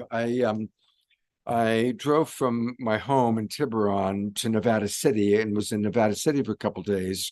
Went to a great concert, the Sterling Arrow concert. You remember because Eden covered for me. She did the Wednesday night show. And on Thursday, I drove all by myself with the dog, but she doesn't help with the driving, from Nevada City to Las Vegas, which was about a 9-hour drive. But I got my car and I've been tooling around, going to Whole Foods, getting food for the Twin Ray. They flew in, of course. And Sylvia, thank you, Sylvia. I really appreciate when Sylvia and Omashar put in the links. So thank you, Sylvia, for putting in the links to Omashar's Bandcamp. Ayada writes, oh my gosh, this is so wonderful tonight. I love having all these incredible guests with us tonight. Thank you, Scott. Yeah, right? I mean, come on, the Twin Ray, JJ and Desiree, Geraldine Orozco, Laura Eisenhower, Sarah Brexman. What an amazing group of people. Scotty Satori writes, wow, this is so exciting. I'm loving it. And yes, Alan was in the house. Pamela Luz Butters, we love you, Pamela. And she's commenting on lovely Omashar. Laura Chamberlain writes, it is such great news that the Twin Ray are bringing enlightened energy to the Middle East. I am overjoyed. Wait till you get to hear the details of what they did. Reverend Jeffrey writes, the science of UAP, how the fly science of the mass and the nature of gravity paper. Oh, okay. Yes, that's a very important paper if you guys haven't downloaded it. George Noble knows where Kingman is in Mojave County, Arizona, along Highway 40. Reverend Jeffrey continuing on about UAP and the International Space Federation, very important. Lord Chamberlain writes, Yahoo, disclosure. Now we can openly speak about our brothers and sisters of the cosmos. Yes, DR, the keys of Enoch. You know, JJ, who we just saw, he is probably now the eldest of the elders. Like Manly Hall has passed away, Yogananda is long gone. But I mean, JJ wrote the Keys of Enoch. I mean, I remember buying it as a teenager. I know he's got to be well over 90. And he's really, really, as best as I can remember, as I can imagine, I think he is the eldest of the living elders who have really helped to usher in our world. And it's wonderful to still have him. And the Keys of Enoch is like one of the great books. It's right up there with Autobiography of a Yogi. It's like a Bible of that our current New Thought world has been built on. And we're sure appreciating. There's the Keys of Enoch. Thank you. Lightnet.org, that's our good friend Zenka. And Zenka and Alan are doing a lot of wonderful work together. Grace Denise writes, towards a conscious cooperative world. Exactly. Jasmine Bear getting kudos from Laura. Yeah, Omashar says that he saw the deepening in them both. Eleanor Joy agrees with something that I said. It's my pleasure, Diara, to be doing this for all of you. Mark's now explaining it's a musical term, ending a deep piece of music with the glorious surprise major chord. Thank you for explaining that. When I thought Picard, does that have something? Are we doing a Star Trek analogy? I was in Ashland a few weeks ago. That's to you, George. It is a fantastic show. All right. I know. Can you believe how JJ looks? Pamela LaLou's Butters. We love Pamela LaLou's Butters. You know, those of us who were at the Sedona retreat, the Global Peace Tribe retreat, she brought all of her crystal bowls and she just led the most amazing sound healing journey. I've got to wet my whistle here. Give me a moment.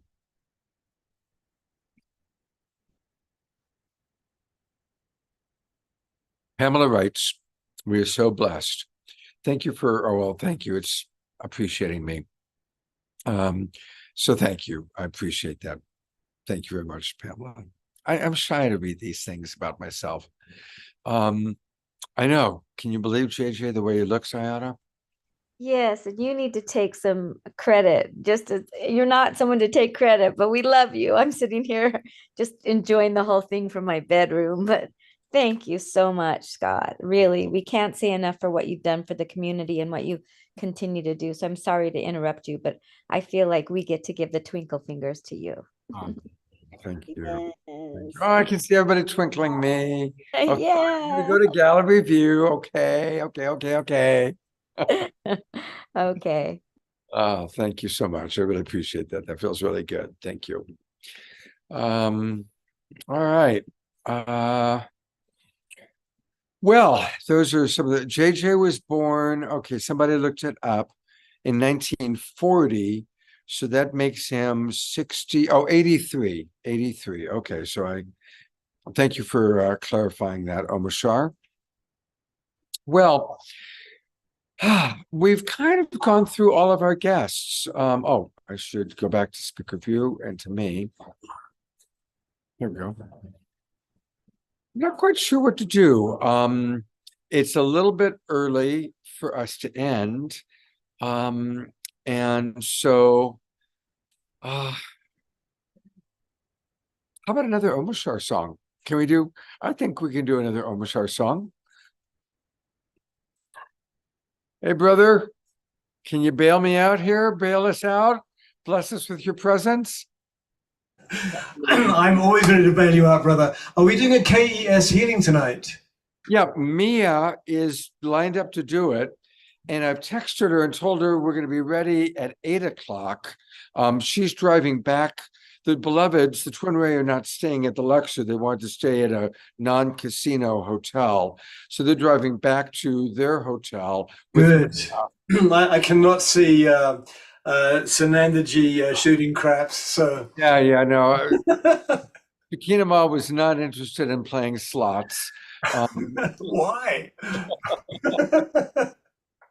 So they're at a different hotel, which and there aren't that many non-casino hotels here. No, there's not. There really isn't. I had it's funny that they said they went from the Holy Land to Sin City because Sin City to Sin City. Hang on a minute. Because I got brought up, when you're brought up in England, you're anti everything that's not English. It took me a long time to peel that off. And one of the things I was told was Las Vegas is Sin City. And then, of course, I met the mother of my son, who was born and raised in Las Vegas. And I learned how to love it and the beautiful places there are and the wonderful families there are. So there it is right there. So let's play a little song, a little ditty. Okay, thank you. And here we go.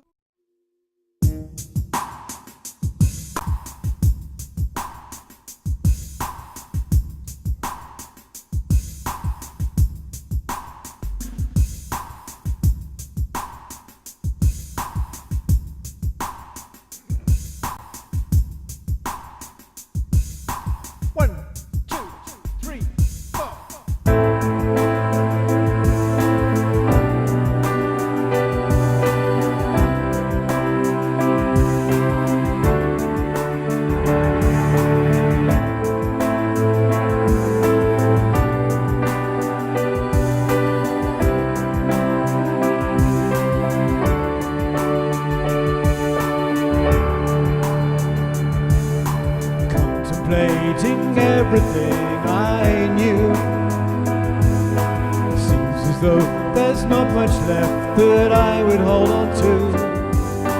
Contemplating what is pure and true.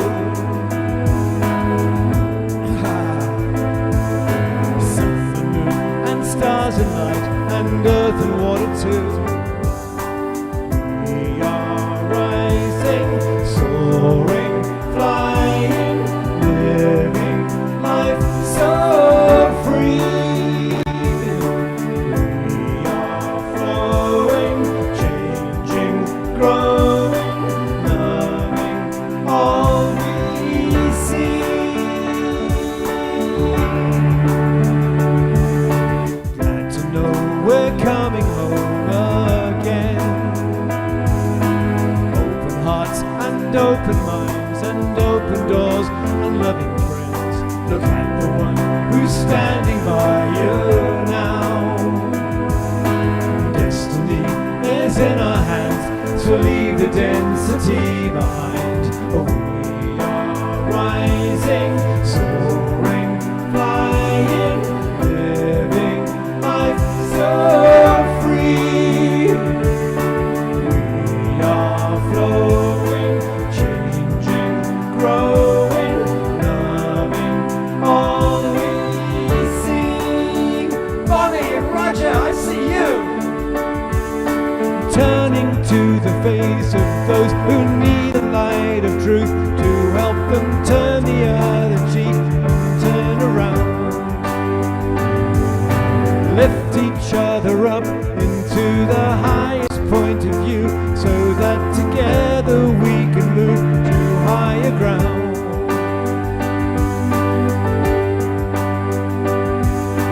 Glad to know we're coming home again. Open hearts and open minds and open doors and loving friends. Look at the one who's standing by you now. Destiny is in our hands, so leave the density behind as we are rising, soaring, flying, living life so free. We are flowing, changing, growing, loving all we see. Turning to the face of those who need the light of truth to help them turn the other cheek and turn around. Lift each other up into the highest point of view so that together we can move to higher ground.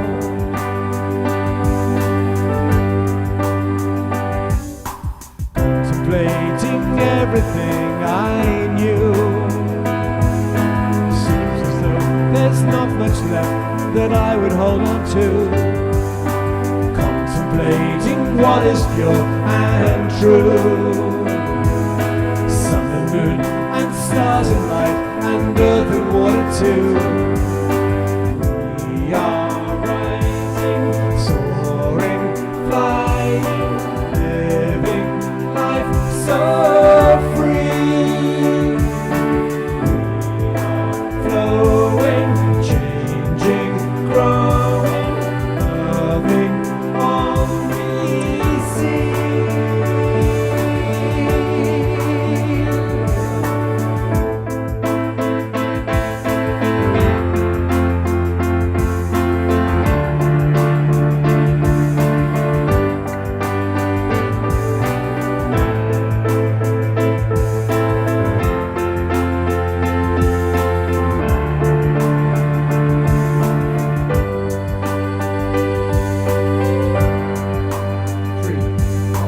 Contemplating everything I knew. Seems as though there's not much left that I would hold on to.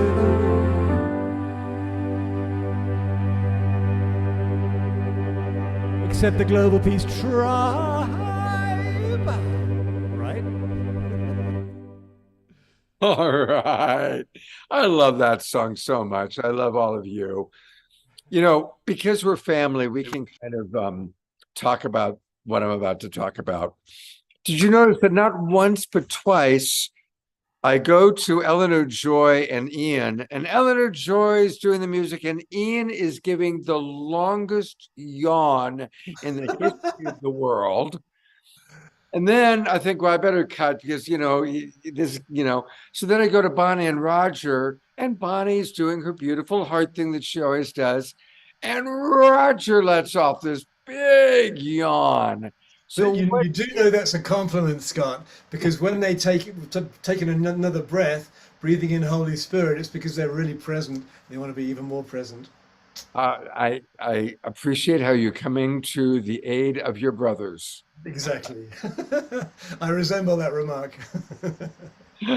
Oh gosh, I love our family. I love watching you all dancing, and I even enjoy watching you yawn. It is, and it's beautiful. We have this format because we've got to know each other so well, and everybody who's watching the other channels, that we can just speak freely because we're all family, whether we know each other or not. And so why not just be free, because it feels so good. When you were doing the opening song tonight, and Sarah Brextman was sitting next to me, and I just met Sarah today. She doesn't know me or the Global Peace Tribe at all. And but as we were playing your song and I was going to the different people dancing, she was going, "Oh my God, they're so beautiful. Look at how beautiful they all are." And I'd go to Eleanor Joy and Ian, and I'd go to Ayada, and I'd go to Jeffrey, and and each one, and she was just like, "Oh, look at them." It was really sweet seeing her first impressions of watching our Global Peace Tribers moving and grooving. Exactly, and some of the speakers, some of your guests tonight were talking about this field that we're in, and I don't know if I think it was Alan who was mentioning how just us putting our attention into the morphogenic field, the astral planes, the whole kit and caboodle, we're lifting each other up. And I've lost completely the train of thought that I was going there, but it was something profound. So there we are. Well, I'm going to chat for a minute, and then hopefully Mia O'Brien is going to join us, and she's going to close us out with a KES group healing. Beautiful. Mushar, thank you so much for just always being right there. My pleasure. And I guess what the moral of that story is that we're in this. All of the regular Zoomers and all of those who regularly tune into Facebook and YouTube, we have created this safe container, and every time we tune into it, it's like we pick up where we left off on last Saturday or last Wednesday or last meditation. Because I feel so full every time I join in with our family here, and I leave here, and it takes at least a couple of days to. Absolutely, and happy 11/11, everyone. This is a sacred day. It's Veterans Day because this is when World War I ended, as was just pointed out. So Laura Chamberlain has asked a good question, and I'll answer that question until Mia comes on. By the way, I want to say hi to Ellie. I saw Ellie dancing. Scott, would you please talk about what it is like living with the Twin Ray? What does everyone do at the Haven? Is it regimented at all? Is it monastic? Do they grow their own food? Well, first of all, let me explain that the Haven is a store that they have in downtown Ashland. I was actually living at the Sanctuary, which is, they've got over 200 acres of land with a beautiful temple on it already. It's a large home, but we call it the temple. But what's exciting is they have big plans to really build community there, to put up a lot of yurts, to build buildings. I mean, 200 acres is a lot of land to work with. We do want to grow food. We have not started doing that yet. It's new. They just moved to Ashland a couple of years ago, I guess 3 years ago now. The Haven opened a year and 3 months ago, and there's about 35 people who have moved to Ashland to be close to the Twin Ray. But it's not an organized community in that way. It's definitely not monastic. Most of the people who are part of the Twin Ray community have their own homes. There's only a handful of people that how do I describe it? The sanctuary, really, there's only the Twin Ray that live there full time. And then there's some of us that come through as guests. DJ, who you've seen on the show, is at the sanctuary frequently because he helps support the Twin Ray in many ways. Also, Maggie sometimes lives there. And they also always have guests coming through. But it's not a big organized community yet. But there's big plans for that to happen, which will include growing our own food and having more and more businesses that are Twin Ray oriented business. Of course, right now, the one we have is the Haven, which is a store with beautiful crystals and jewelry and all their bioceuticals. You know, they've got all these products that they've created that are very beautiful products. Yeah, so that's kind of where it is right now. It's really new. So let me tell you, if you're interested in getting in on the ground floor of a great community, Ashland is a good place to be. And I want to say that I feel blessed because I'm very connected to many communities. There are the Sedona community, a lot of amazing people. Oh, good. Here comes Mia. There's a lot of amazing people in Sedona, Arizona, and there's quite a community forming there.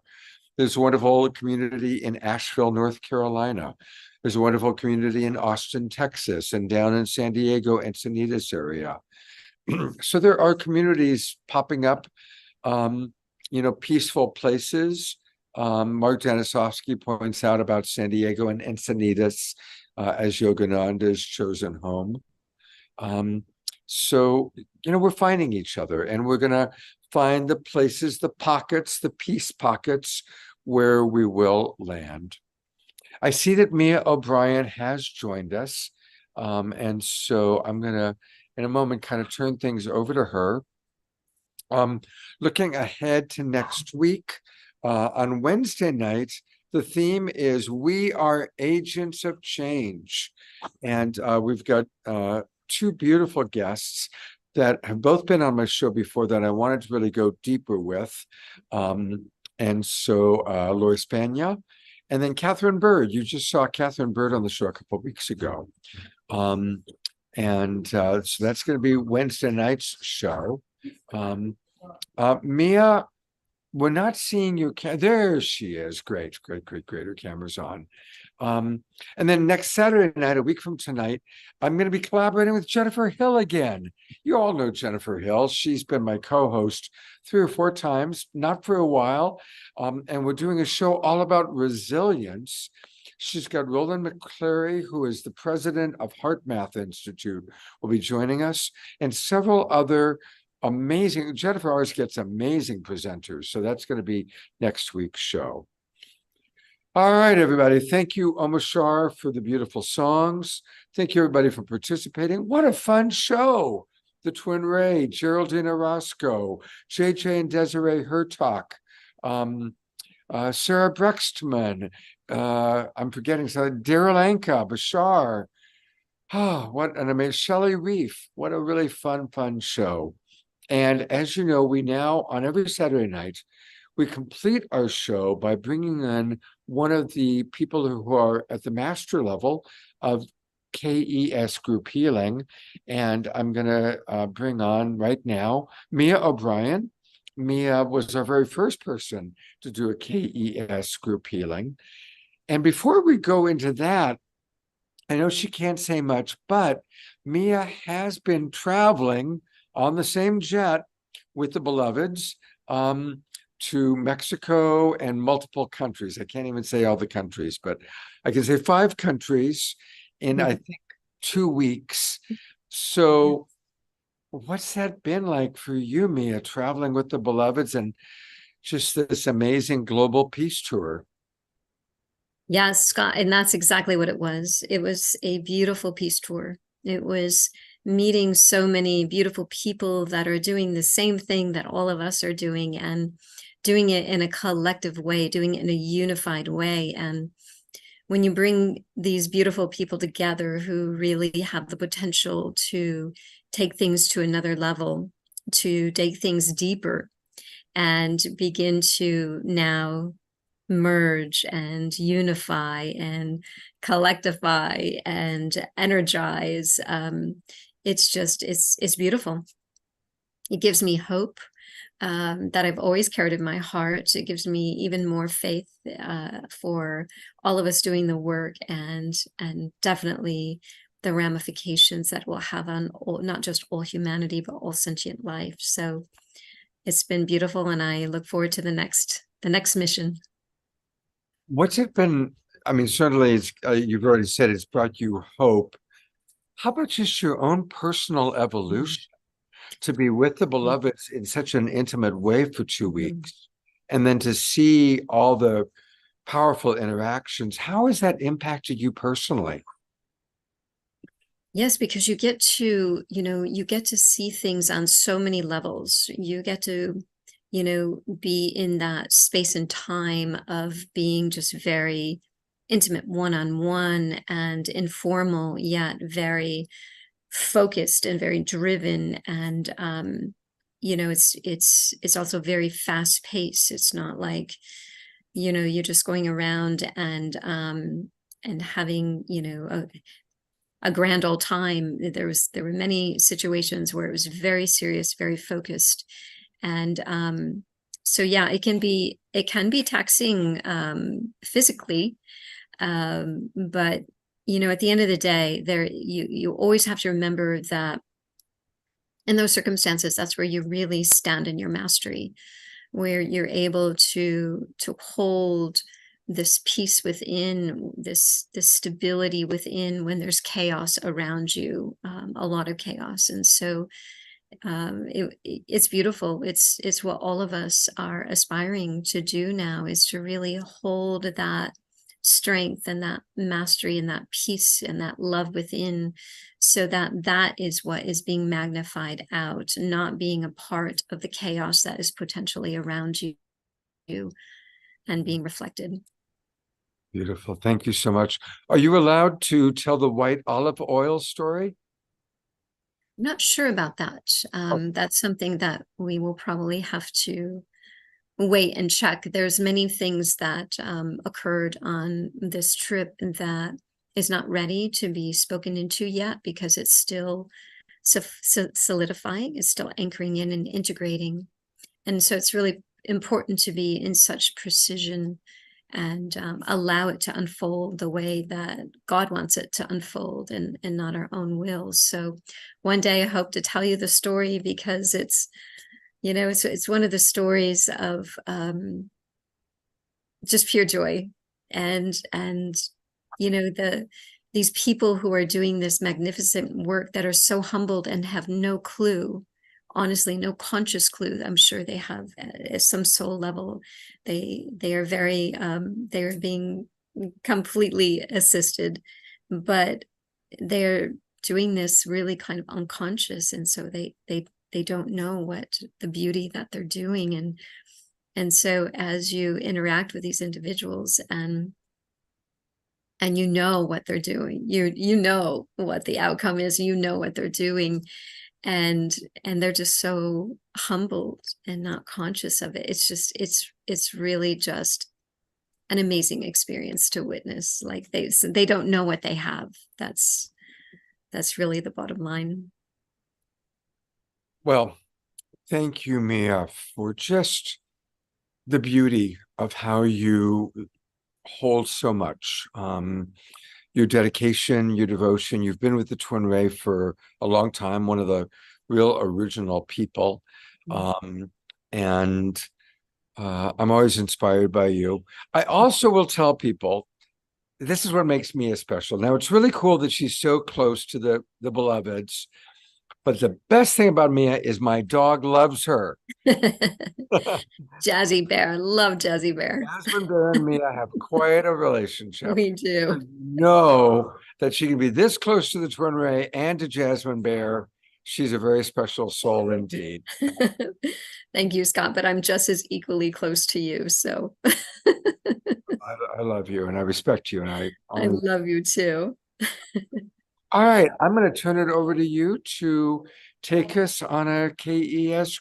Maybe explain to new people watching. Our core audience knows by now, but of course, there's all the new people watching on Facebook always. So maybe just give a little introduction and then take it away. Yeah, perfect. Thank you for that. So really, Christic energy system, for those of you who might be new for it, it really is, it's not a healing modality. I've done so many healing modalities, but when this came from the future, when Sanandaji and Shakina Ma brought this system back from the future, and I began to take the course and really, identify with it.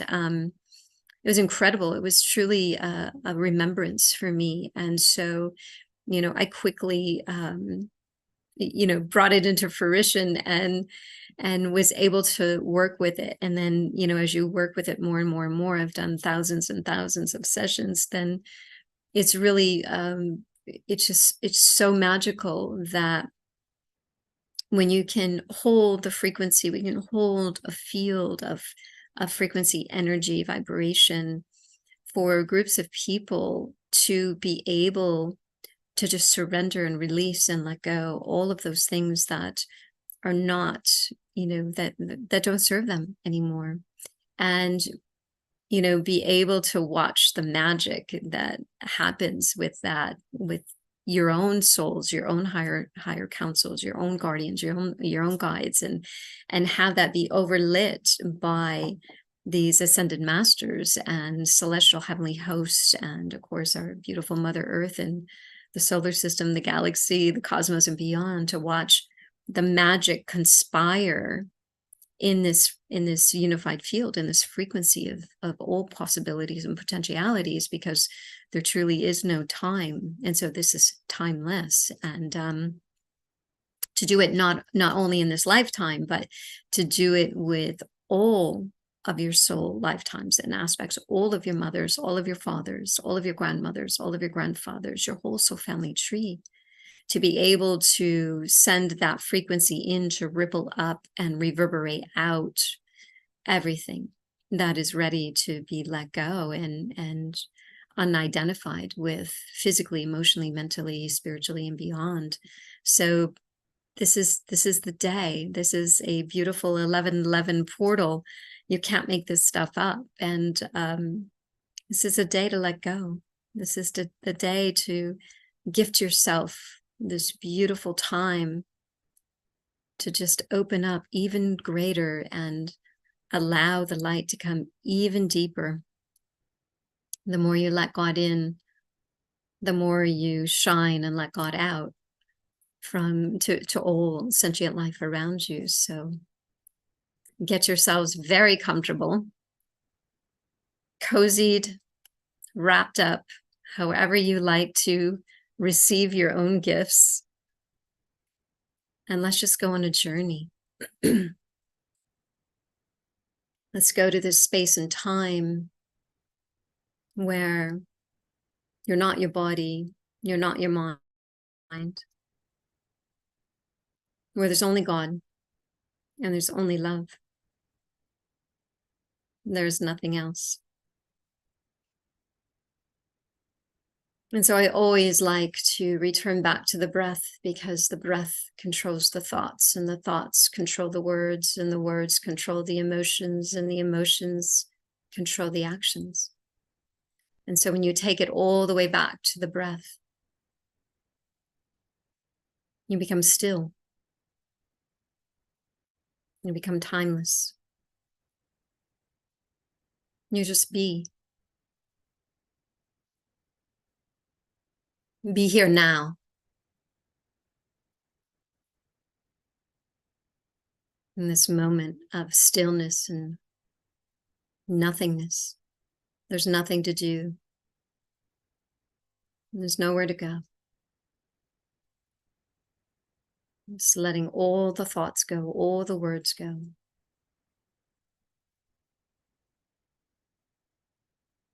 Allow the magic to happen. You deserve this.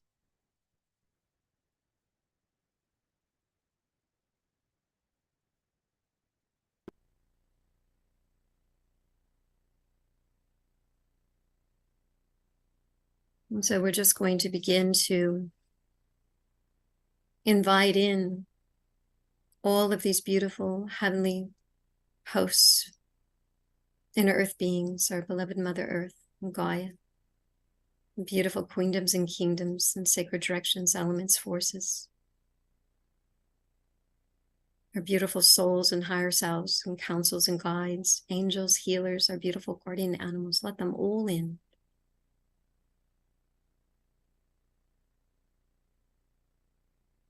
Allow your bodies to rest within the center of this earth.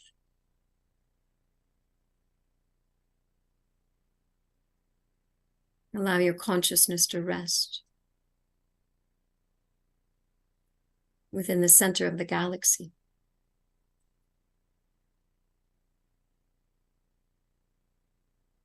Within the great Father Sun of the great Golden City.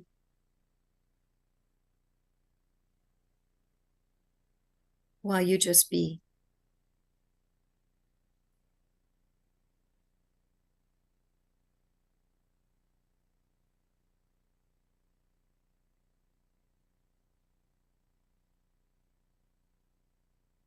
As we just listen to some beautiful high frequency music, soft, to allow you to go even deeper.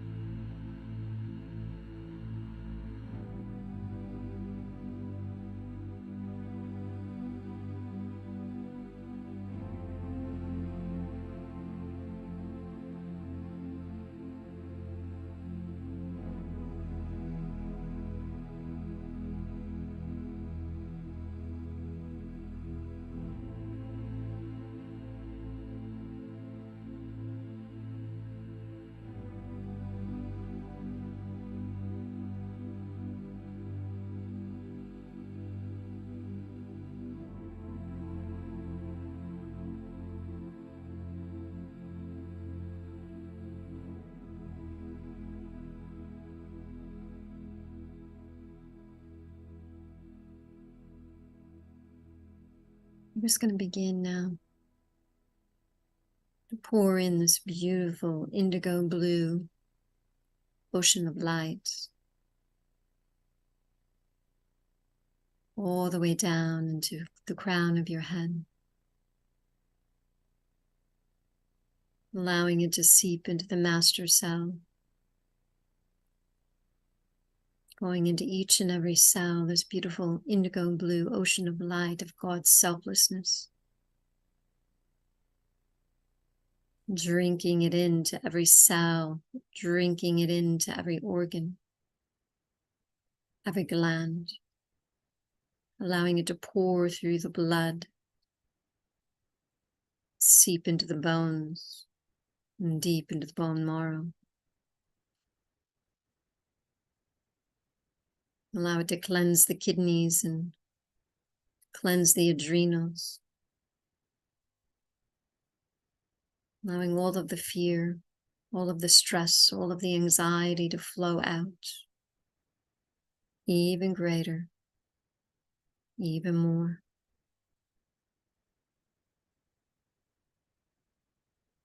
Feeling this indigo blue ocean of light of God's selflessness to begin to saturate and bathe your entire body, allowing it to be re-imprinted from being a collective body, a collective humanity of self-service,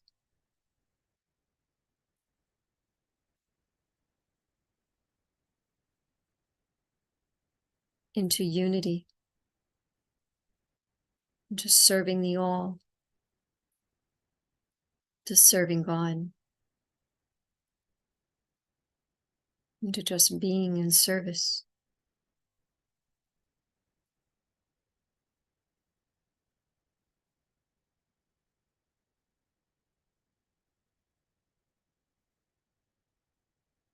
And allowing this indigo blue ocean of light to flow out into your bioenergetic fields,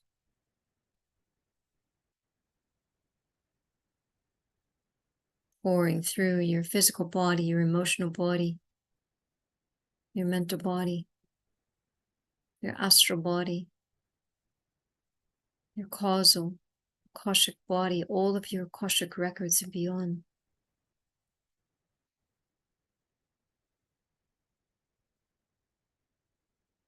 Feeling even more saturated and more bathed in God's selflessness.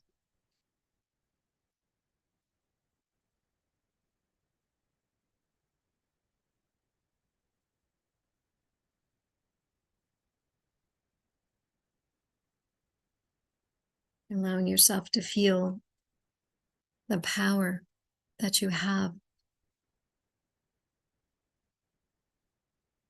to be of service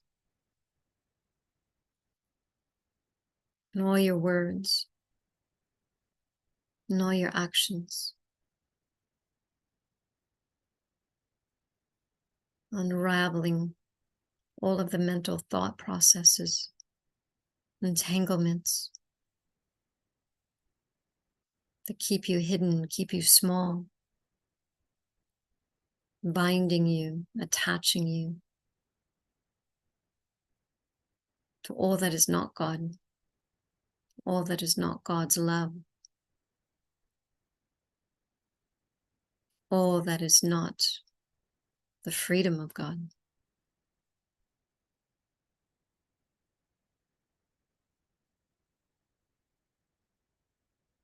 Binding and attaching you to things outside of you, taking you away from the truth of you, the pure essence of your own love.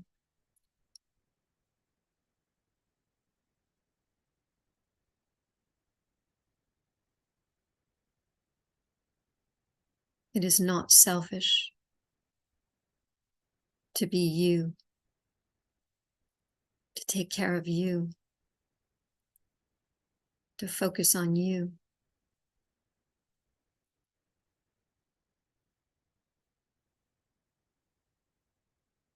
As you, so all.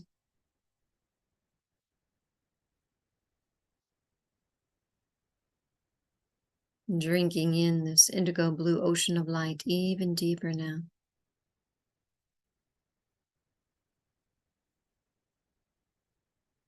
Deep into those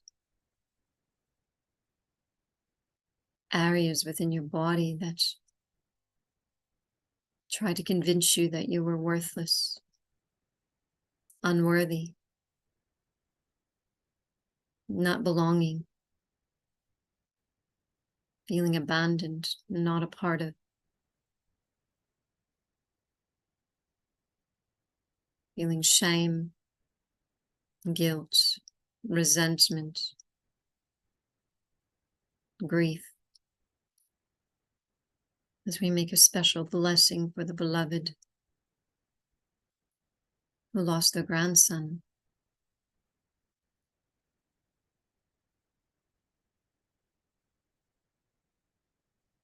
Maybe allow this opportunity to be selfless and have a collective blessing around that.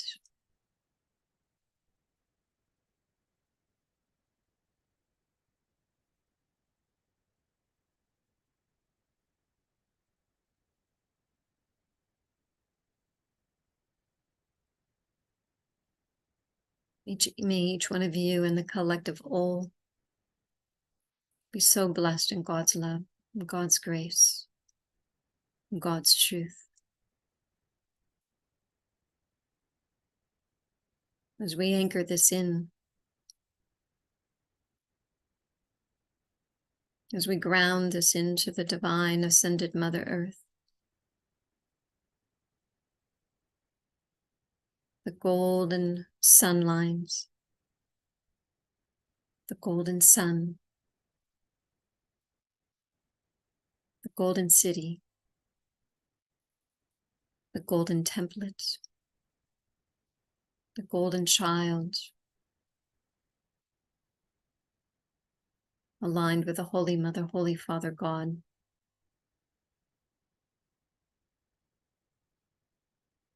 The golden flame, the golden liquid light, as we return all back to the one heart, the one breath, the one love, the one consciousness, the one creation.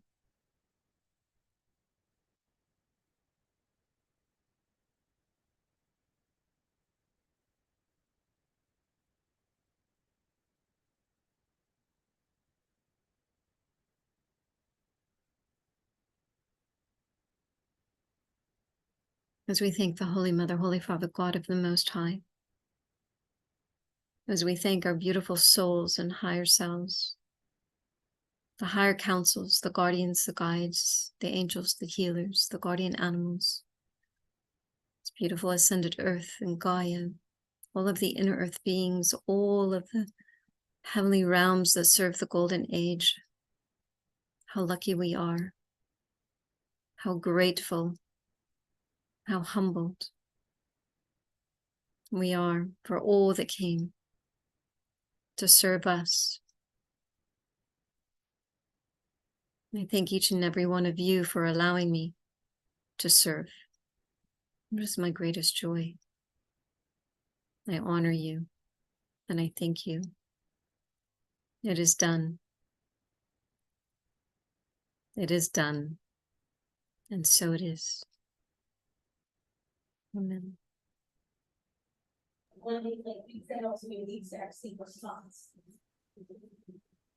Oh, thank you so much, beloved Mia. You're so welcome. Thank you for the opportunity. Mm. It's been a beautiful, beautiful evening. And I don't have any words other than I love you, I adore you, I honor you, I respect you, and I know our audience is appreciating you very much. Do you want to give people, are you available for people to book private sessions with you? Oh, always is my greatest joy to serve. So anyone. And is it best to contact you by email still? Sure, yeah.